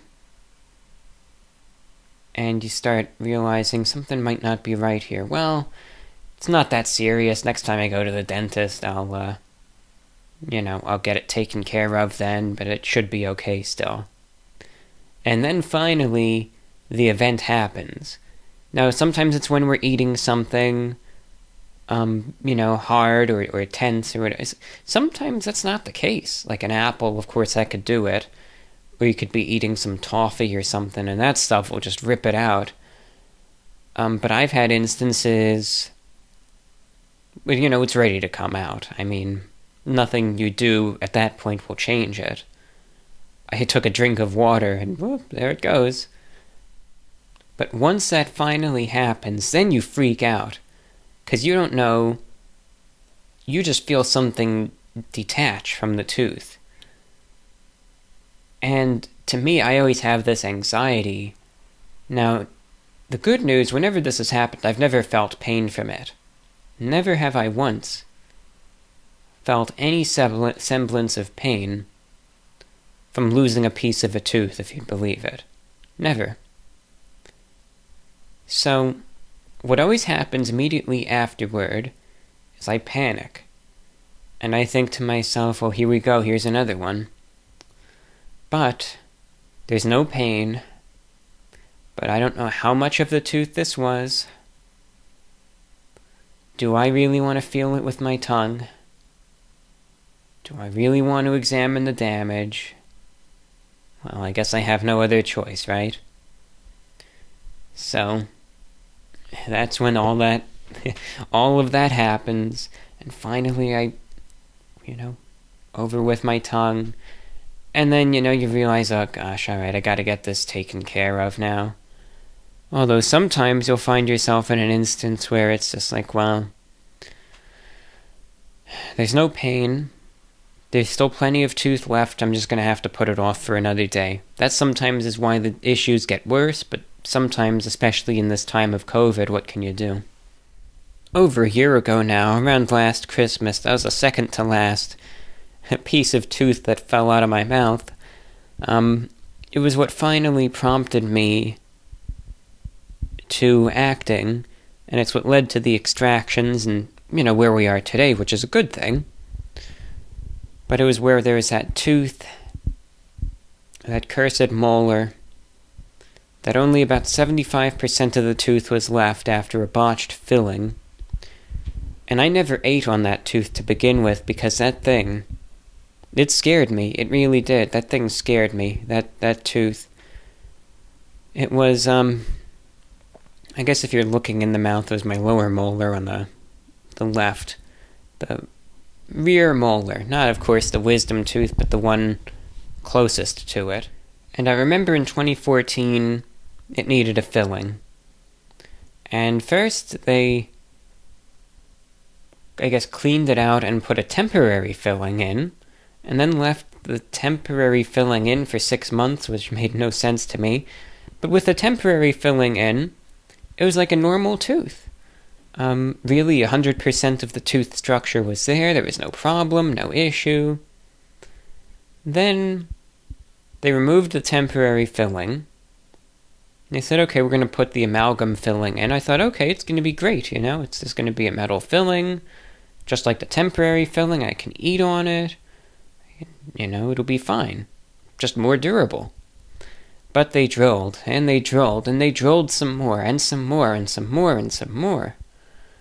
And they kept drilling, and they kept drilling. And I remember I was in the chair for, I think, like 90 minutes, or maybe even longer. It was the longest I'd ever been in there for one tooth. I've had root canals done much quicker than that. Even the extractions, all of that was faster. But they drilled and drilled. And the one thing about that dentist is they never really used much Novocaine, so I felt everything. And I thought that's just how dentistry was supposed to be. I thought that's why people didn't like the dentist, so it was like torture. And when all was said and done, I said, you're good to go, I was horrified.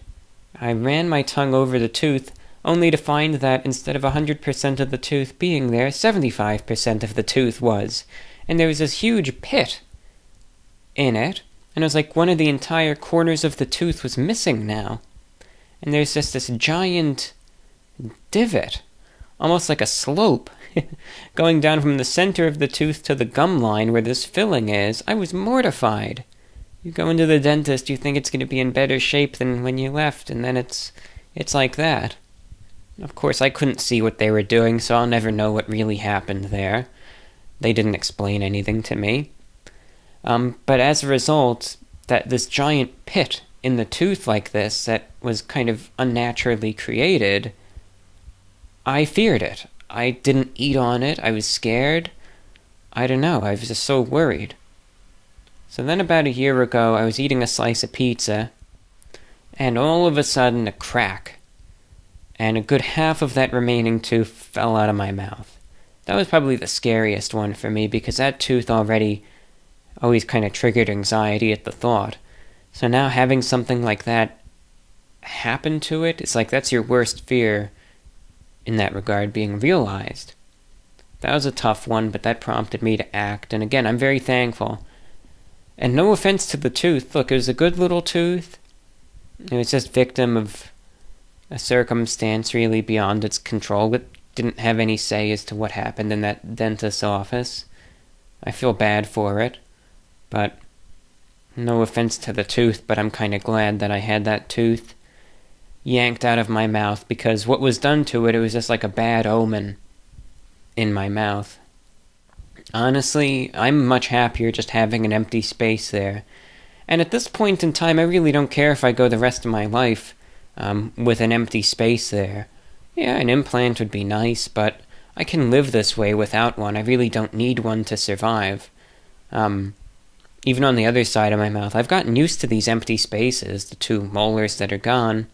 If it stays that way forever, I really don't care. I can live this way. If this is life now, I'll take it, It is what it is. But again, I think, I'll certainly try to work on getting this,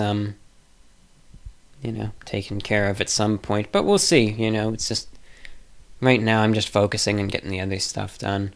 But Dan, I'm sorry about this. I know it's scary, I know it's frustrating, but I hope they're able to take care of it and that it's nothing serious. Anthony checks in. Have you heard of Rat Boy Genius? He's a yellow rat-like creature with a humanoid appearance and light blue never-blinking eyes.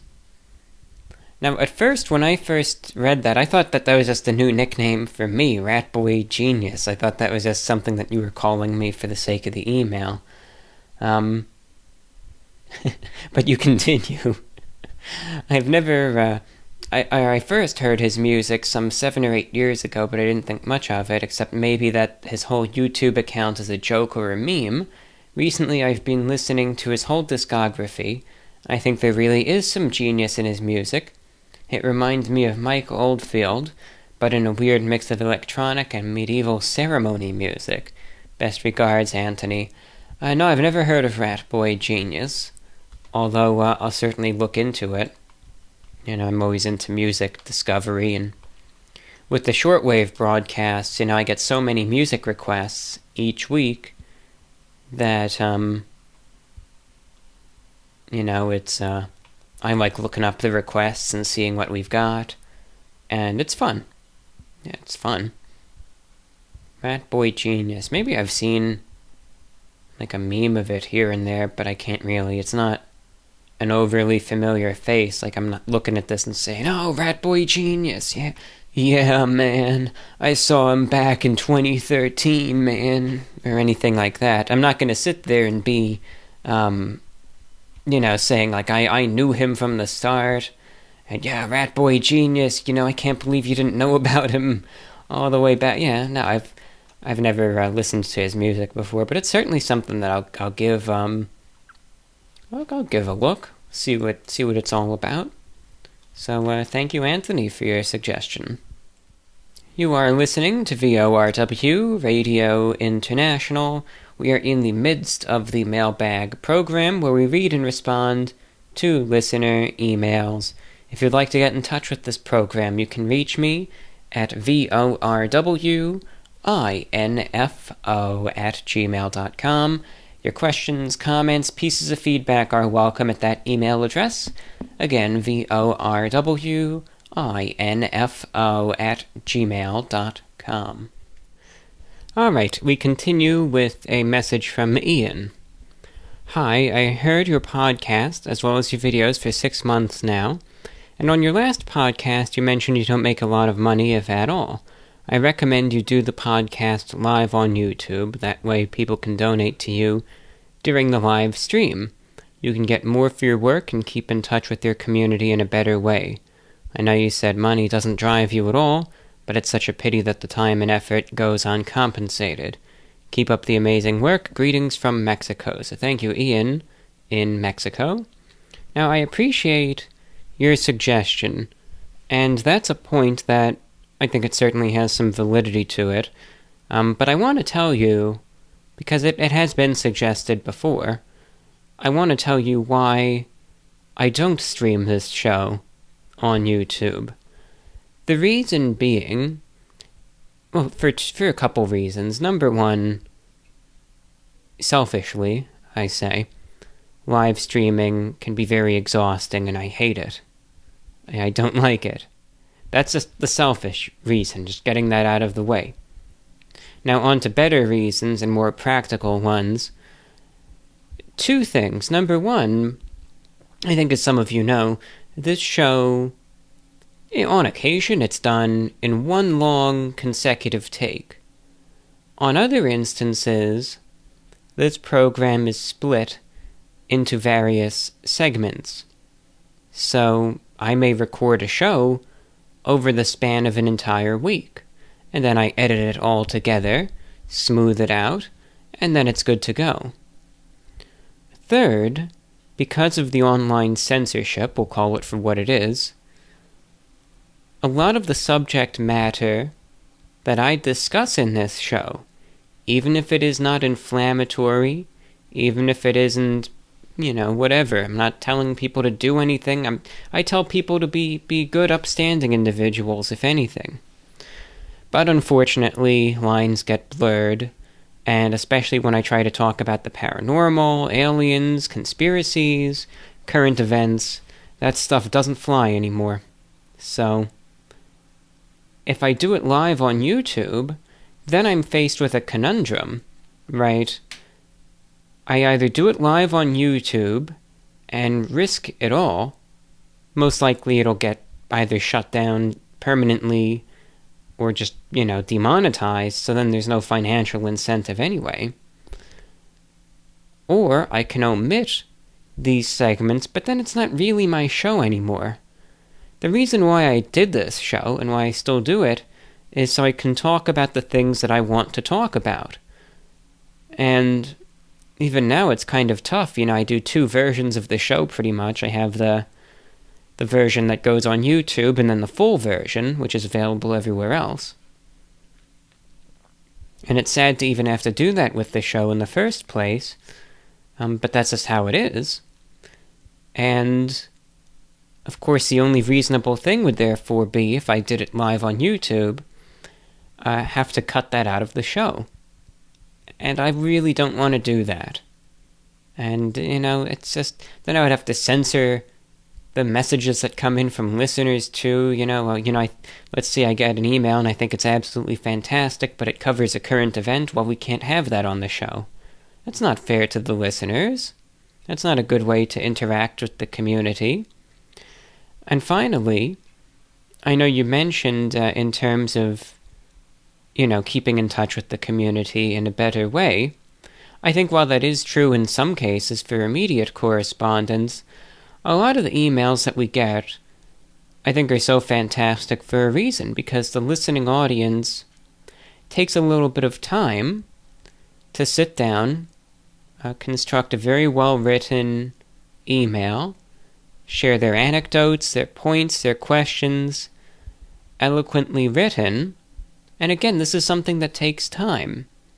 If something was live and immediate, I just don't think that sort of correspondence would happen anymore.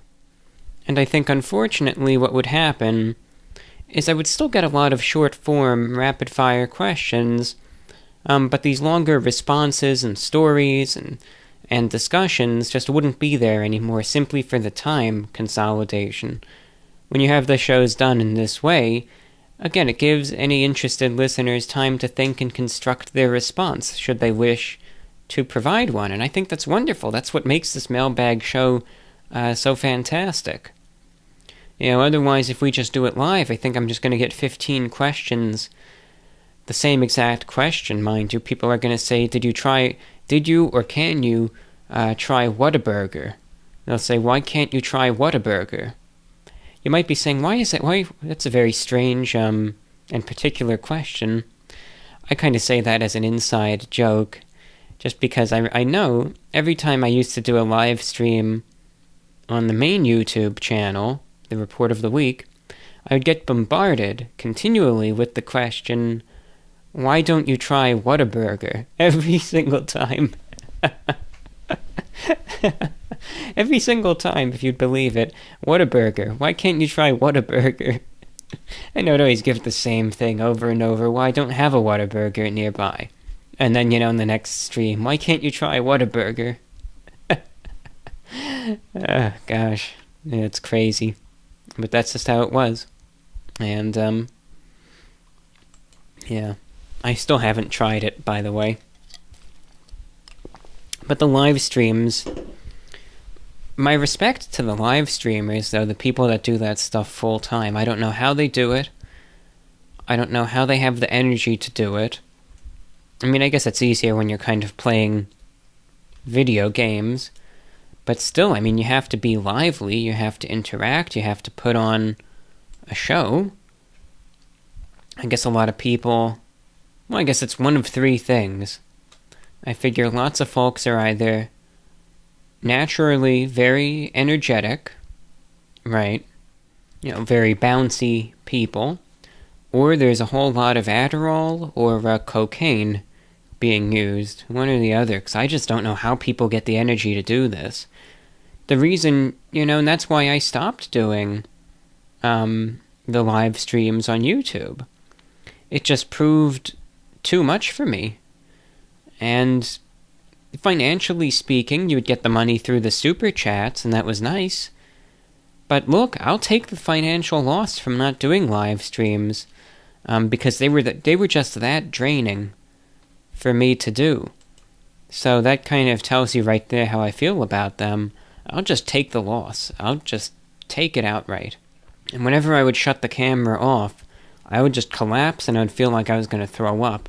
It was just not a good feeling, and I said, no, I don't think I can do this. Alright, let's pick another email here. We've got Nick in Massachusetts. A couple questions. I hope all is well. I just wanted to reach out to you and let you know I am a huge fan of your podcast and review videos. I look forward to your podcasts as I love to listen to them while I'm working in the office. I listen to the show on YouTube. I'd love to hear your thoughts on these subjects. Also, my wife and I love watching the food videos. All right. Well, here's one. I know you're interested in world news. If you could live in any other country besides the US, where would you want to live? Oh, I could just give you a straightforward answer. Australia, New Zealand, or Japan. Of those three. Europe just isn't... I think it would be a nice place to visit, but I just don't think it's for me. Same for the UK, I think it's a nice... it would be a nice place to visit, but I just don't know if it'd be really for me. And most likely those three, just based on what I've researched. Another question, have you ever thought about doing any YouTube collaborations to grow your viewership? So thank you, Nick, for your questions. I haven't really, collaborations are always a tough thing to explain, because I just think a lot of folks don't understand my take in regards to collaborations. I am very introverted. I would say, well, some would say, anyway, looking in, to the point of agoraphobia, perhaps. I really don't like even going outside. I just like really keeping to myself. I like being solitary. I enjoy living under a rock. I really do. People say that like it's a bad thing. That's just how I want to live my life. I just like being, just very, very reclusive. And when it comes down to YouTube, in my work and in what I do, I think a lot of those qualities, one way or another, get reflected. I've just always liked being a one-man show. And that's just the way that it is. In saying that, that doesn't mean that I don't like other creators, or that I look down on anyone. I just like doing things by myself. And that's all that there is to it. That's just how I prefer to work. And again, that's just what I would like to do, really going forward. Now still, I suppose you never know what the future holds, and I won't close that door completely. I just think that some folks take that view the wrong way. I remember once, a couple years ago, there was another creator who was saying, they were trying to trash talk me and badmouth me, and they were saying, well, because what some people do is they take something, they twist it. They take something, they editorialize it, and they make it the way they want it. So, for instance, I remember once someone approached me to collaborate. And similar to what I said here, I just politely declined. I said, I'm just very, very reclusive and introverted, and I have nothing against you. This is just how I am. I'm just a one-man show, but I appreciate the offer. But then I guess this individual was all upset by that, and again, they twist it, they editorialize it, and they say, well, this guy's so stuck up that he didn't want to work with me. Well, no, that's not ever what I said, and nor ever implied or insinuated. Unfortunately, some people, they take things, and when they don't get it their way, then they editorialize it to try to, get their frustrations or whatever out, their bruised ego, and they try to point fingers. It's very childish. But in doing so, seeing that this is how some people are when you say no, it doesn't give me a very favorable view of it. And I know this is just one example, but I'm just not really one for collaborating. But again, that's not to say that I've never done anything. I was a guest back in 2015 on Anthony Fantano's podcast. I phoned in and talked for a good hour with him. He's a great guy. I did the Tosh.0 shoot. I was interviewed with CNN. What else did I do? I've done a couple radio interviews here and there on some AM stations. I think some FM stations here and there. I think I'm more impartial toward agreeing to do something on a radio station just because I'm so messed up in the head, that way. And otherwise, I've done some print interviews here and there.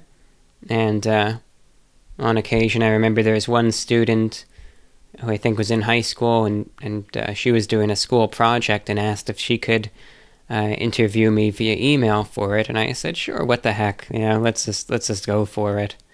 So I still do things here and there, but I'm just not an aggressive collaborator.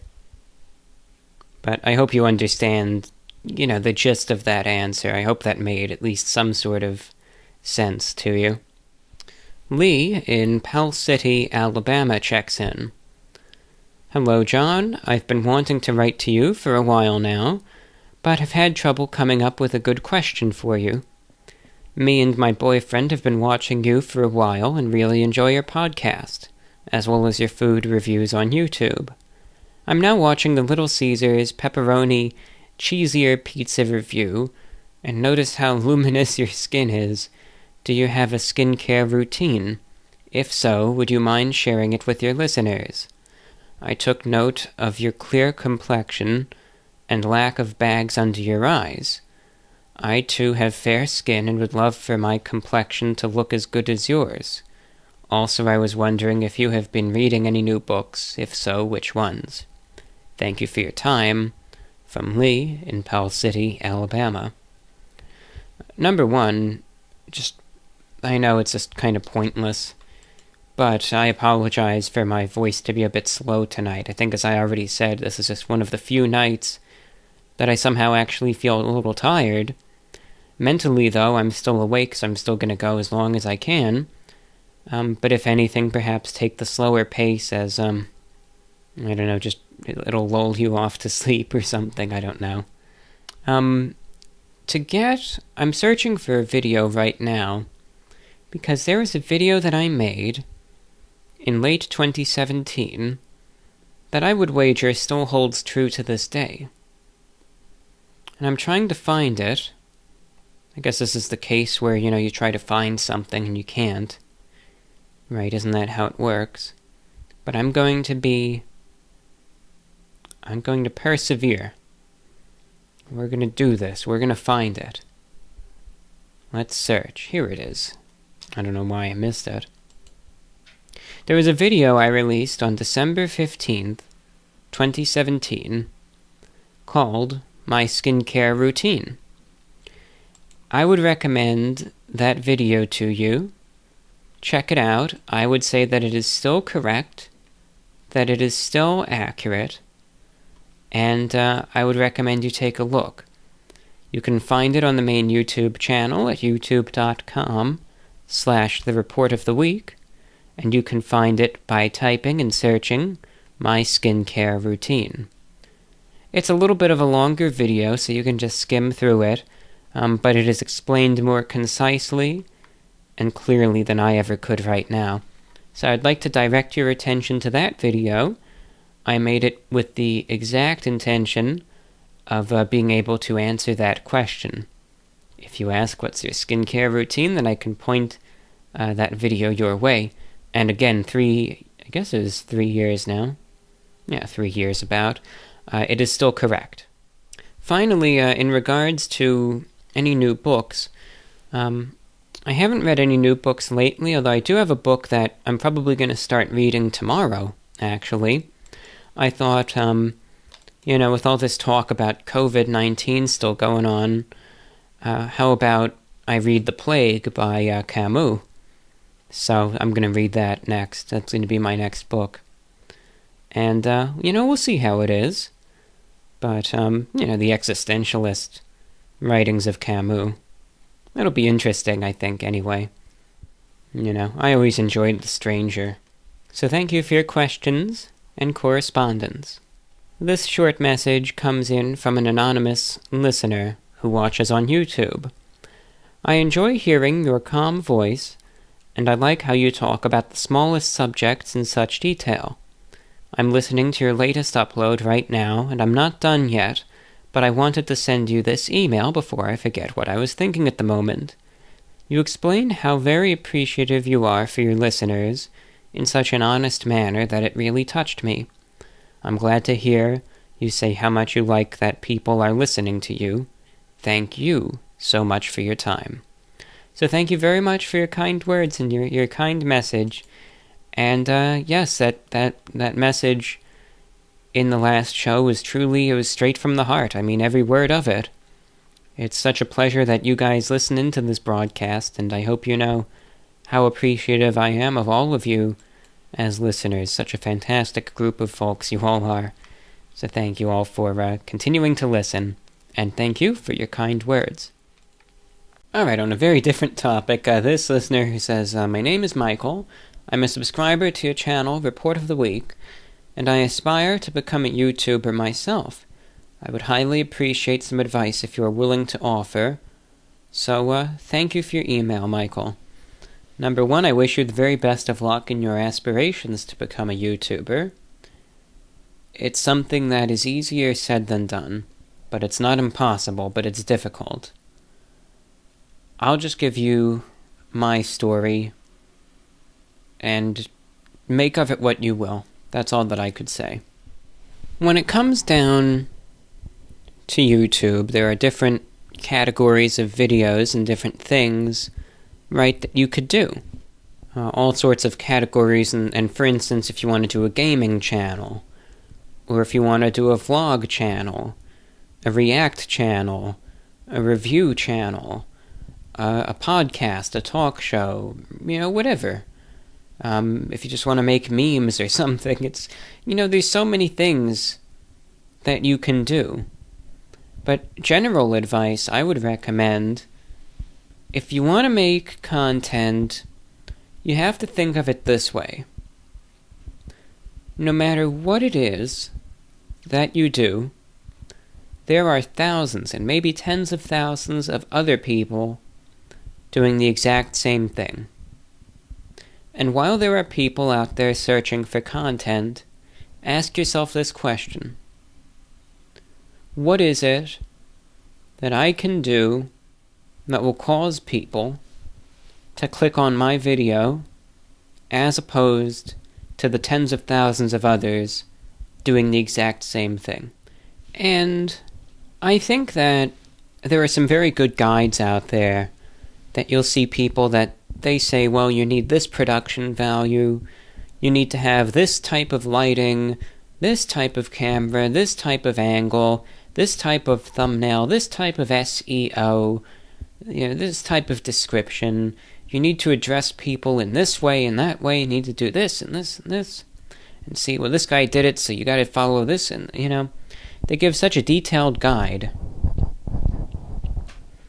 And I think one mistake a lot of aspiring creators make is they look at those sorts of guides and they try to create content adhering to that guide of, do these steps and it'll make me a successful YouTuber because this guy did it. And people are too busy doing those steps that they lose sight of things I think far more important. And as a result, though they could be doing everything right according to these guides and gurus that give this advice, they won't get to where they want to be. Now, I think that many of those things, lighting and thumbnails and video resolution and SEO, etc., are very important. They certainly make a difference. They most certainly do. But that's not going to be the only deciding factor, in my opinion. I think more important than any of that, first and foremost, which a lot of people lose sight of, is regardless of the subject, be creative, be unique, be genuine, be sincere. And I think those qualities are what is often missing from a lot of content that you see where people try to do everything right otherwise. And they get the lighting right, they get the cameras right, they get the thumbnails right, they get the description and the title right, but the problem is that the video is really spent trying to adhere to a checklist of things that they think they can do to get views, rather than someone doing a fun video on something they want to do. It's someone trying to make a video that'll get views. And lastly, my advice, anyway, and this is very tough considering the question, but don't make the content with the sole purpose of trying to get a large audience. Please don't lose sight of the smaller numbers as well. And know that even 10 subscribers, those are 10 people that subscribe to your channel. Even if you have just a small handful of regular viewers and a tiny community, these are people that watch you for you and choose your content over all the other stuff that's out there. Don't forget about those people. Let them know that you appreciate them. So that's the advice that I could give, but, just from my own story, I started this channel of mine almost 10 years ago, the Report of the Week. God, it's been 10 years. Where's the time gone, let me tell you. But either way, I started this channel of mine almost 10 years ago, on February 20th, 2011. Soon we'll be marking the 10-year anniversary, and I guess I'll do a special 10-year anniversary radio show. Let's see, that'll be good. The 20th is on a Saturday, so I'll be on the Nashville AM station, so we'll do a special one then. For sure, I'll definitely do that. I was kind of thinking out loud, but 10 years ago when I started doing my YouTube channel, I didn't start it with the intention of it ever getting big. I never did. I did it because I genuinely wanted to share my thoughts on what energy drinks tasted like and their effectiveness. And that was it. The first words in the first video I did pretty much summed up why I was doing it. I said, and I still recall, today we are going to be doing a study regarding energy drinks. That was why I started doing the YouTube. I almost considered it a little bit of a study. I wanted to find out what was the best energy drink. And I thought, well, I have this camera here, I have the resources, I have this idea. Let's review them. And that'll be that. And I realized even after the first video, and especially the second video after I tried that Monster, which is a real good energy drink, that's one of my favorites still to this day.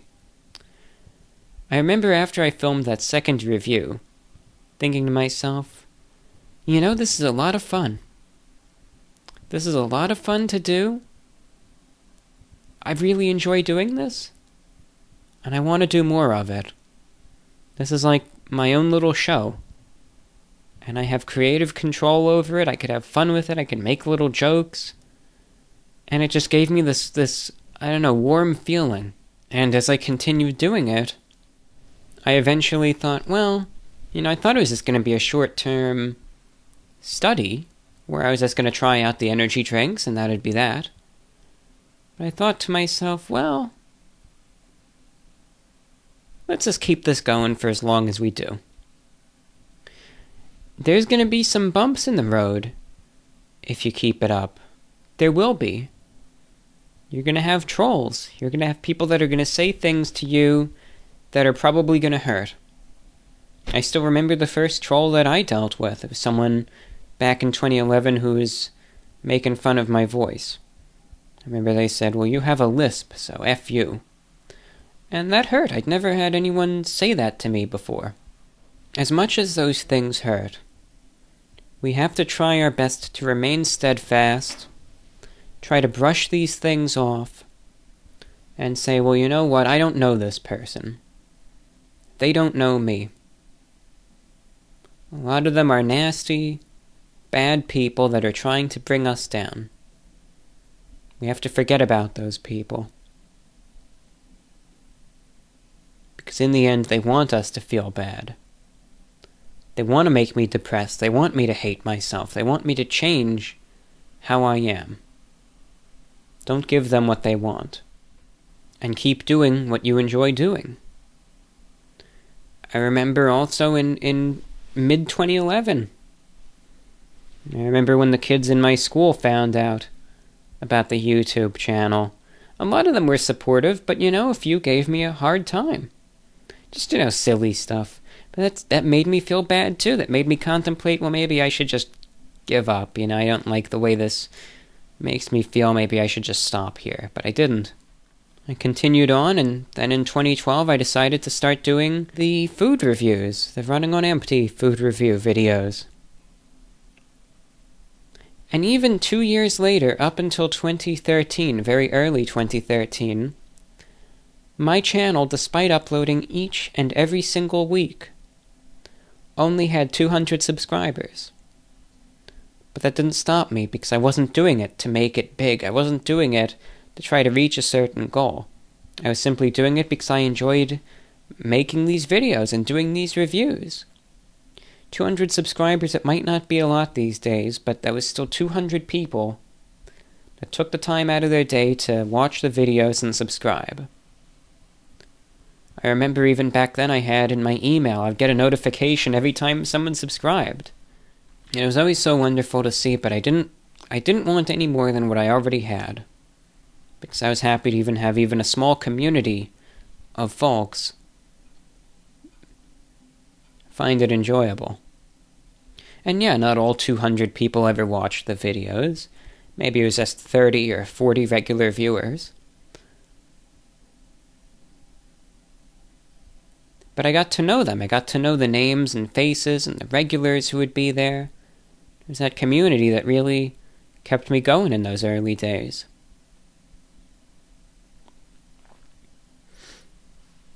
Then when the first video blew up in early 2013, that was a big shock. And it was really tough. It was tough to get all the attention and process it all and deal with all the trolls and the comments and all of that.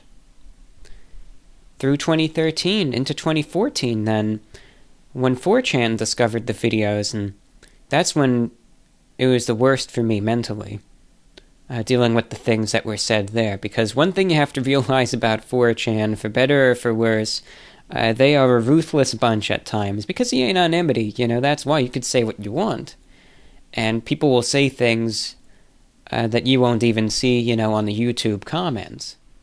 But a lot of the things that I saw there, kind of took the trolling or the remarks to a new level. But I still kept going. And, with time, things eventually took their course. And here we are today.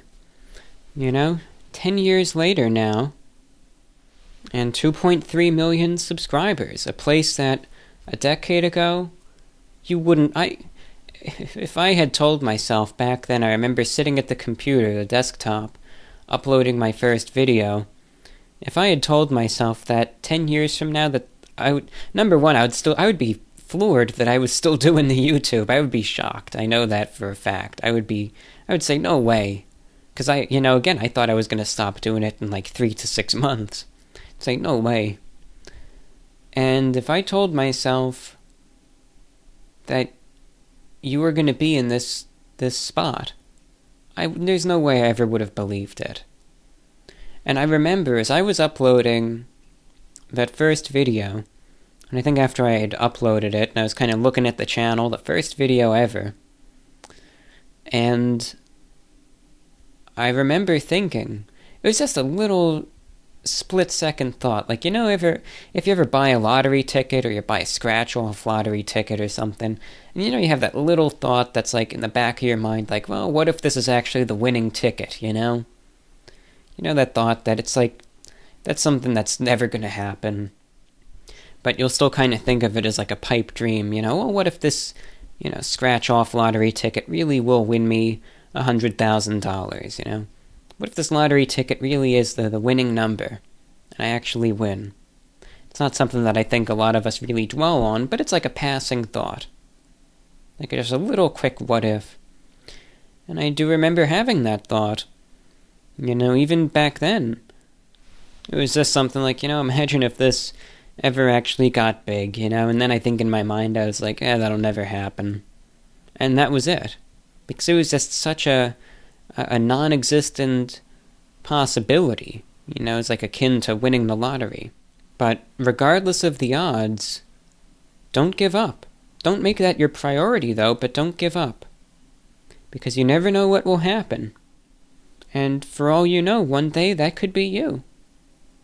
In my situation, like I said, the first day when I set up that YouTube channel, that night, I thought there was no way that would ever be me. No way that would ever happen. And still today, as I reminisce and think back and I look at this channel, it's still hard to believe. I'm sitting here, I'm shaking my head right now. It's still... I don't know. It's just something that's still just so shocking to me that this is actually how it is. I'm at a loss for words, quite frankly. I really am. My friend, just don't give up. Just don't give up. That's all that I ask of you. This goes to any online creator, anyone who has aspirations. It doesn't just need to be YouTube. It can be making videos, it could be doing live streams, it could be writing, it could be trying to be an author, it can be doing art, it could be even through business endeavors, anything. Just don't give up. Sometimes the odds can look bleak, sometimes people and just life itself will put you through the ringer, but don't give up. If it's something you truly believe in, and you still want to give it a shot, put your best foot forward. You never know what's going to happen. This channel was at some very, very low points over the years. I was ready to quit. I was ready to give up at times. And I'm so thankful that I didn't. And I know, again, even going back a few years ago, had I told myself not to give up and that this is how it would end up, I wouldn't have believed myself at all. I would say, you're just saying that. We don't know what the future holds. For better or for worse, we don't know. Sometimes we can't lie to ourselves, but don't give up either. Because we just don't know what will happen. And on a final note, like I said, in regards to the content, there's no harm in making practical adjustments to things if you think that will help in terms of, the survival of whatever it is that you do. I remember in 2015, my channel was dying a bit. The views were getting lower and lower and lower, week after week, month after month. There were fewer and fewer new subscribers, etc. And it was because the subject matter of the videos, I was doing reviews, but I was only reviewing, at the time, in this span in 2015, I was only doing reviews of, frozen pizzas, obscure energy drinks, and, supermarket baked goods, like Entenmann's donuts and, Twinkies and Little Debbie, brownies or something, those sorts of foods. And I decided I thought, well, let's just see what happens. To change the focus of the reviews from those sorts of items exclusively toward those sorts of items, but also focusing on new releases from fast food establishments. And sure enough, in the summer of 2015, when I started doing that, the views picked up right off the bat. And eventually I did upgrade the camera from an old camcorder that I might have even run on tape, to a 1080p HD camera. And then, to a camera now that I use that could go up to 4K if I want. So practical adjustments like that, there's nothing wrong with. Sometimes it really does help. But like I was saying, I don't think any of that matters unless you factor in the other 4 qualities that we mentioned earlier. So again, to everyone out there who has these aspirations, big or small, just don't give up. Put your best foot forward. Keep the passion and the flame alive. And always be appreciative and thankful of those who find, discover, and enjoy your work.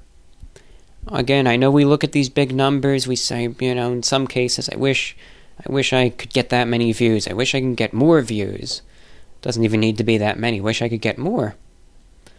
But still, look at what you have. Don't forget that those are people too. Might not be a huge community, but you've still got a small community of folks who genuinely, they like what you do. And make sure you show them some love. It's very important, I feel. That's why, in my case, it sometimes baffles me, and I know that the people listening to this, no one has to be listening to this show. There's plenty of other things to listen to. And that's why sometimes, like a broken record, it astounds me, and it's very heartwarming that people give this the light of day, and I'm very, very thankful for that. So again, thanks for your email. Another great subject. I think I'm going to get one more email in, and then for the night, I'm going to take a break. I think I'm going to try to get some sleep after this one, and that'll be that. And then we'll pick up probably tomorrow, and get to the last number of emails. So this one I clicked on it by chance, and it's a short one, so I think this is a good one to wrap up on for now. And then again, I'll shut off the microphone, and no one will be able to tell the difference. Well, you will now, because I just said so. But I'm going to try to get some sleep, then I'll pick back up the microphone tomorrow, and finish off the Mailbag Show. But this one here comes in, anonymous listener. Hi, I've been a fan of your show for a long time. Hope you get the chance to read this.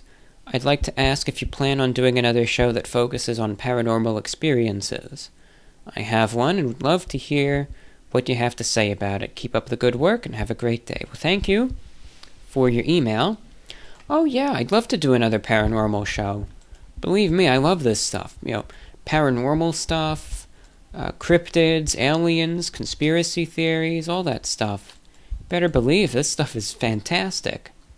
My fear right now is just how the powers that be feel about discussing this stuff online, but that doesn't mean I can't try, and we can still do a show and just not upload it to YouTube.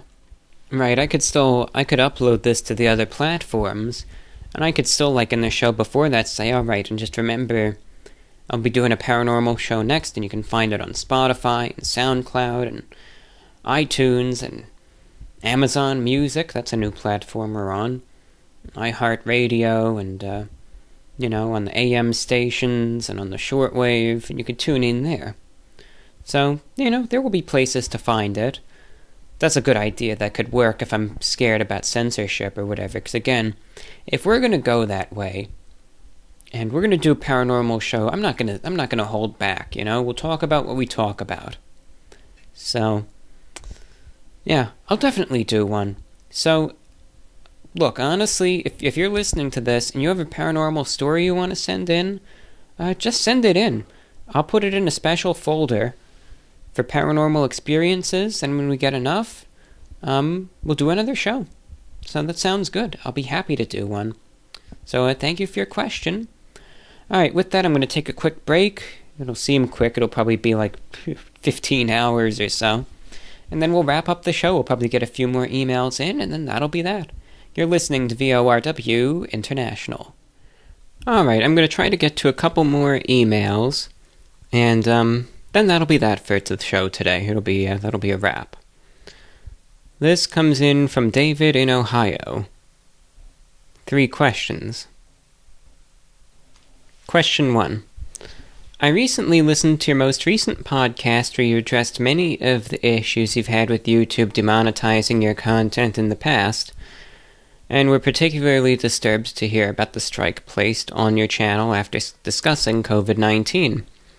Considering you mentioned it occurred during the early days of COVID before things really got out of hand and became what they are now, I was wondering if you had considered reaching out to YouTube about the issue and see if they might consider rescinding the strike. Given the way things have panned out with COVID, I wonder if maybe they've changed their tune now. You follow up, I can't imagine they would come up with a reasonable explanation for the strike given the state of COVID now. Yeah, the thing is, though, is that they issued the strike for a show that was recorded in January of 2020, right, so, when COVID was in its early days. They issued the strike in May or June of 2020, when COVID was already a pandemic, when it already had spread out of control, when it already is in the public conscience as it is now. So, now, they were unrelenting. They said that it's final, that there's no appeals, no, ifs, ands, or buts about it. What's done is done. So I said, you know what, fine. If you're going to do that, then I'll take the discussions in detail about COVID elsewhere. It's not going to stop me from talking about it, I'm just not going to mention it by word or in extremely great detail ever again on YouTube. That solidified that with me. Like, for instance, on the Shortwave broadcasts, I discuss COVID in every single show. I just give a little bit of a rundown of the numbers and stuff, but God knows if I did that on YouTube, what would happen, It's, what do they want? What do they want you to say? They don't even know. Don't even know. So better to not even say anything at all anymore, right? That's what they want, though, but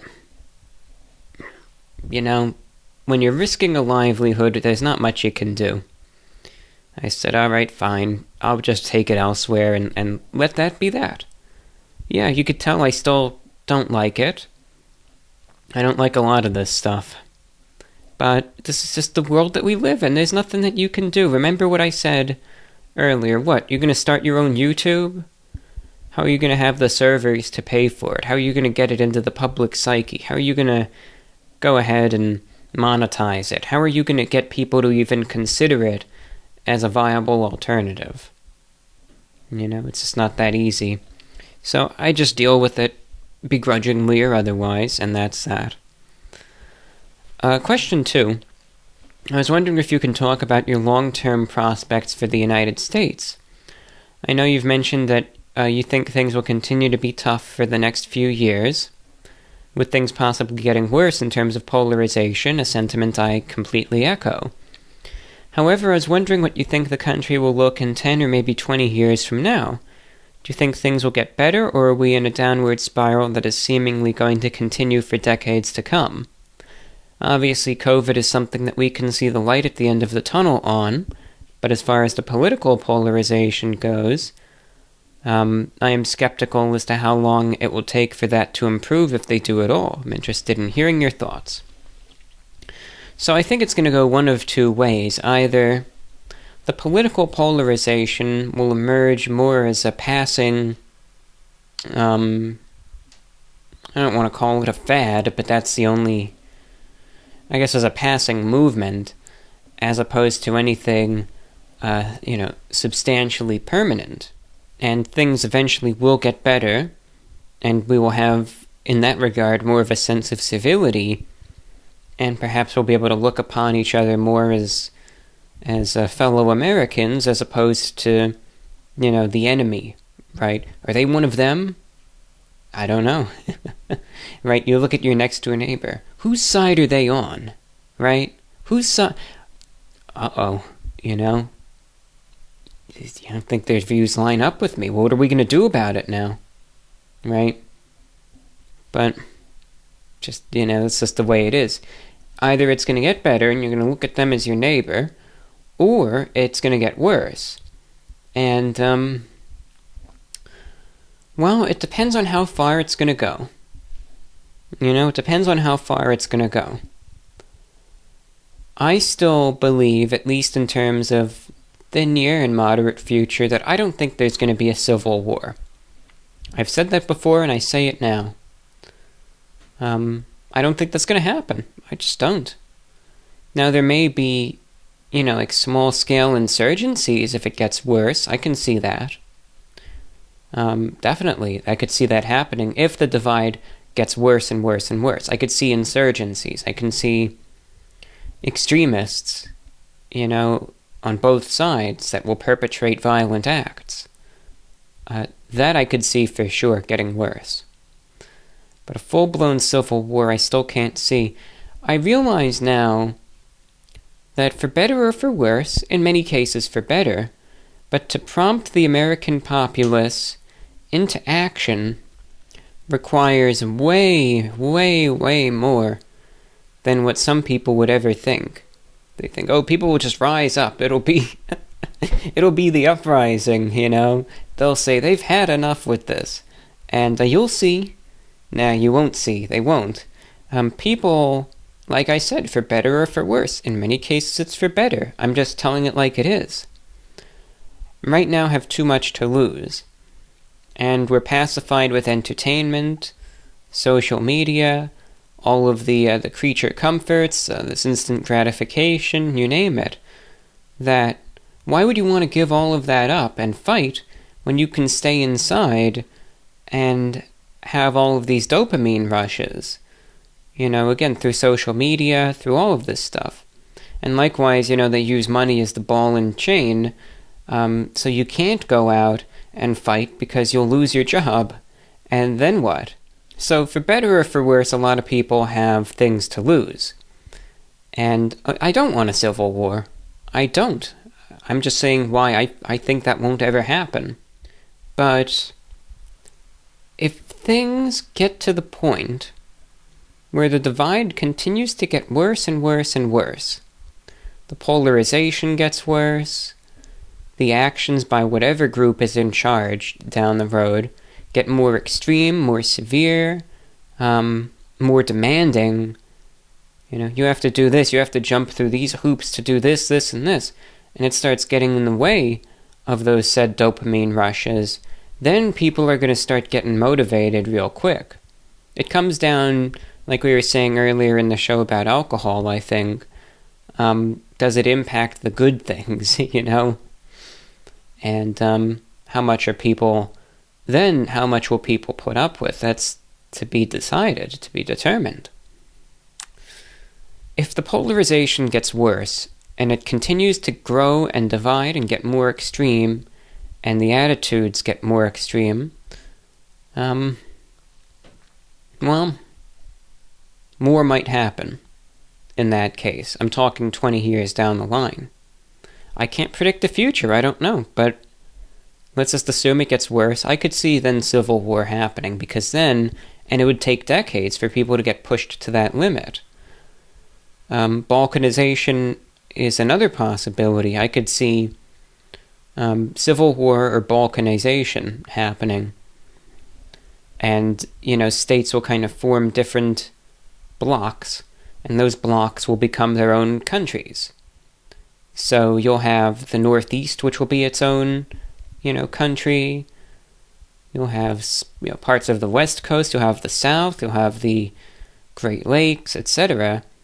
That will be their own countries, and it will be like, again, the dissolution of Yugoslavia. And that'll be that. And maybe that'll keep things peaceful. I don't know. That I can see happening too. Just the dissolution of this country completely. I think that could very well happen. Otherwise, like I said, I can't see the divide escalating without physical actions escalating as well. So that's why if the partisanship only gets worse, and the vitriol gets worse, and the hatred and the animosity, and the division between ideas and the lack of common ground, then yeah, civil war or balkanization, that will definitely happen. Of those two, what do I think is going to happen? I would say 70% of me feels that second thing is going to happen. That, again, I think the states are either going to split up one day, or we're going to have to fight it out. And then 30% I feel people will be able to retain their civility. It's just lately, I've taken a look at the way the world is.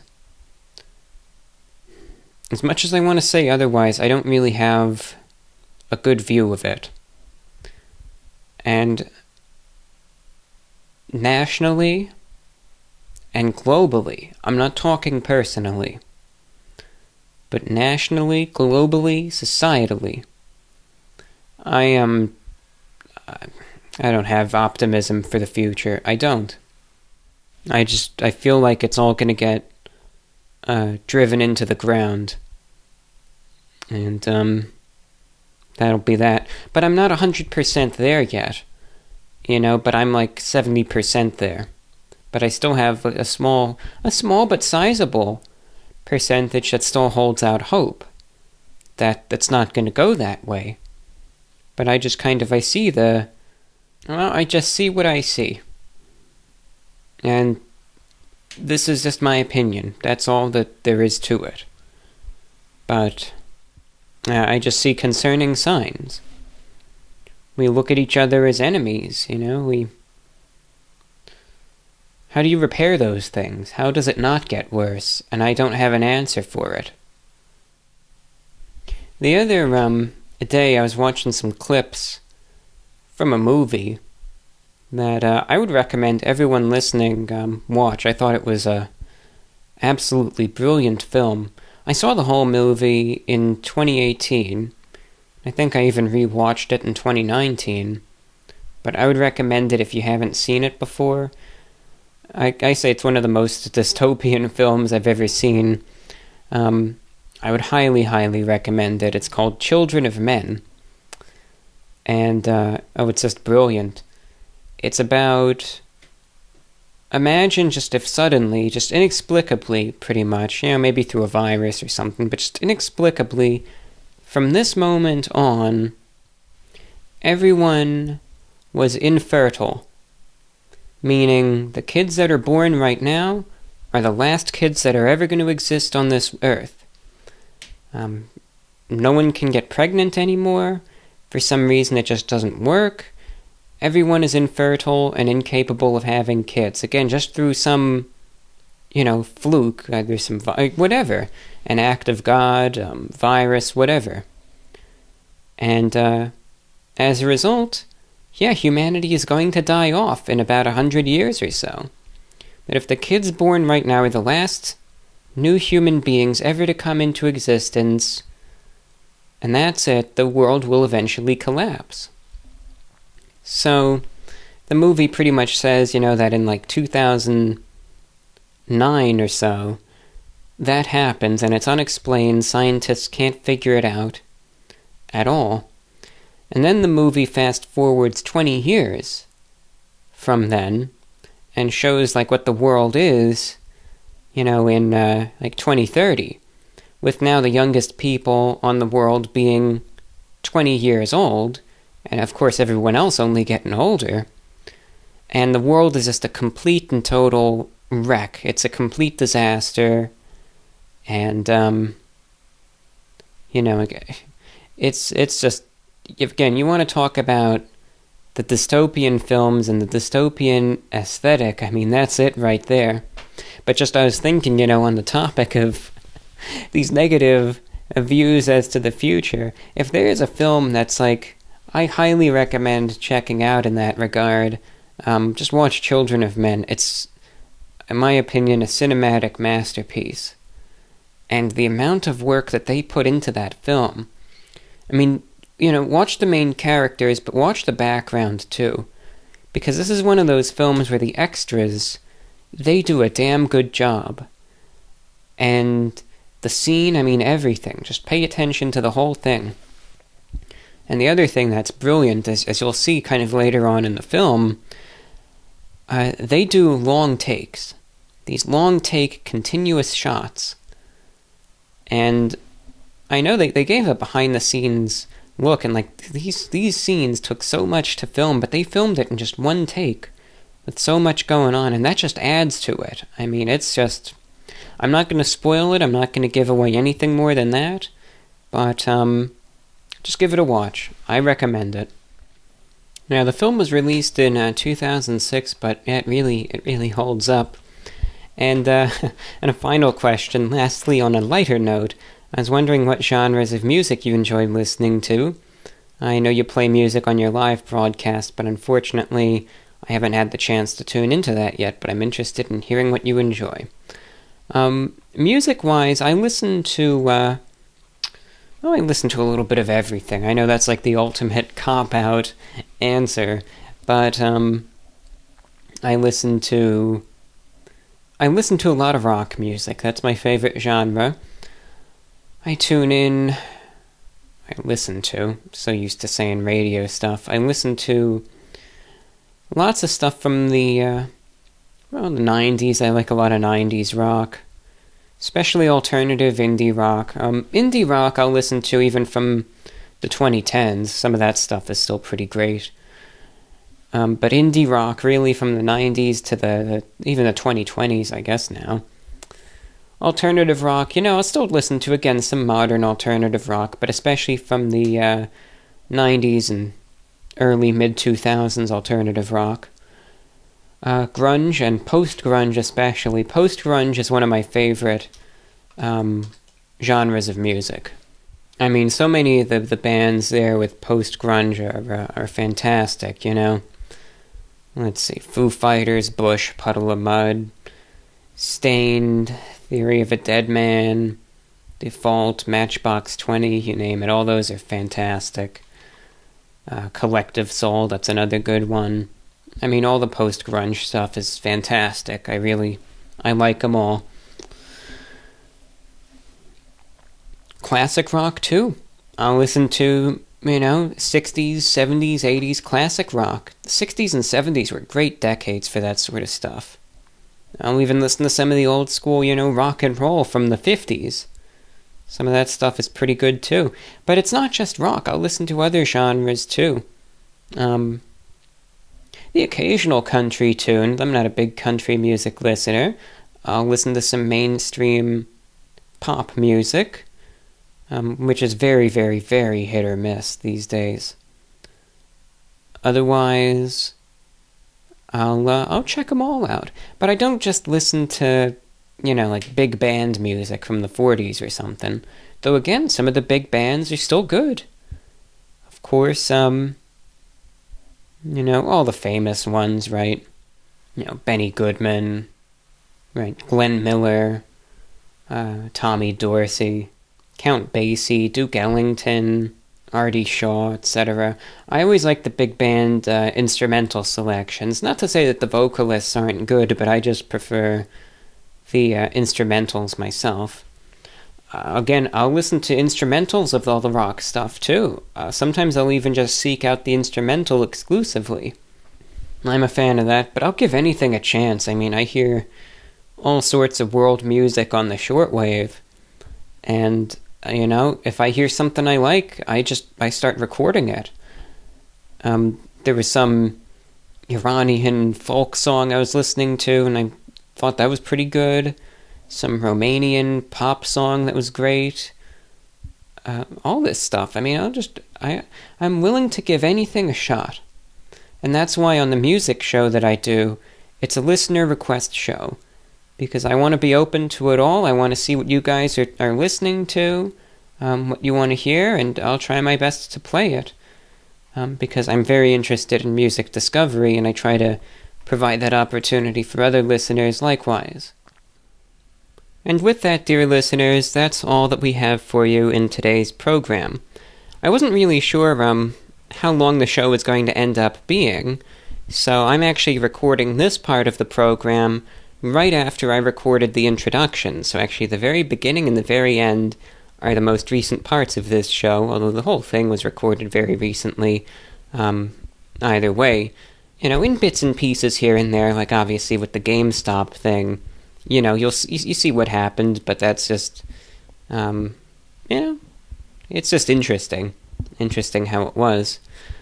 On a final note, since I am sitting here now in the wee hours of Friday the 5th of February 2021, I'm getting ready to just do the final edit of this show and then get it distributed. Maybe I'll discuss it a little more in the next show I do, maybe not. But I wanted to give one more movie recommendation. I saw this film in the time between, I guess in the last day, so most of the show is already done, but I thought, well, I want to cut in and give my recommendation. I'm sure many of you have already seen it. It was certainly a very popular film back in the early 90s, but it was the first time I saw it. I would recommend watching the 1991 film JFK. It was directed by Oliver Stone. Again, the 1991 film, JFK. Of course, it's a dramatization, and, one can debate the accuracy, but I thought, regardless of one's views, it was very, very well done. I enjoyed it very much, and I would like to recommend it to the viewing audience if it is something that you may find interesting. With that, that's all that I have for you today. I hope you enjoyed the show, and I hope you can be here for the next one. If you enjoyed the program, by the way, please consider supporting it. You've made your way through the entire thing, so, If you do want to hear more of it, just understand that it is your contributions that really keep this show going. Donations via PayPal to VORW info@gmail.com are appreciated, or via Patreon at patreon.com/The Report of the Week. Thanks for listening. Be safe, be healthy wherever you are, and I wish you all the very best. Take care. This is VORW.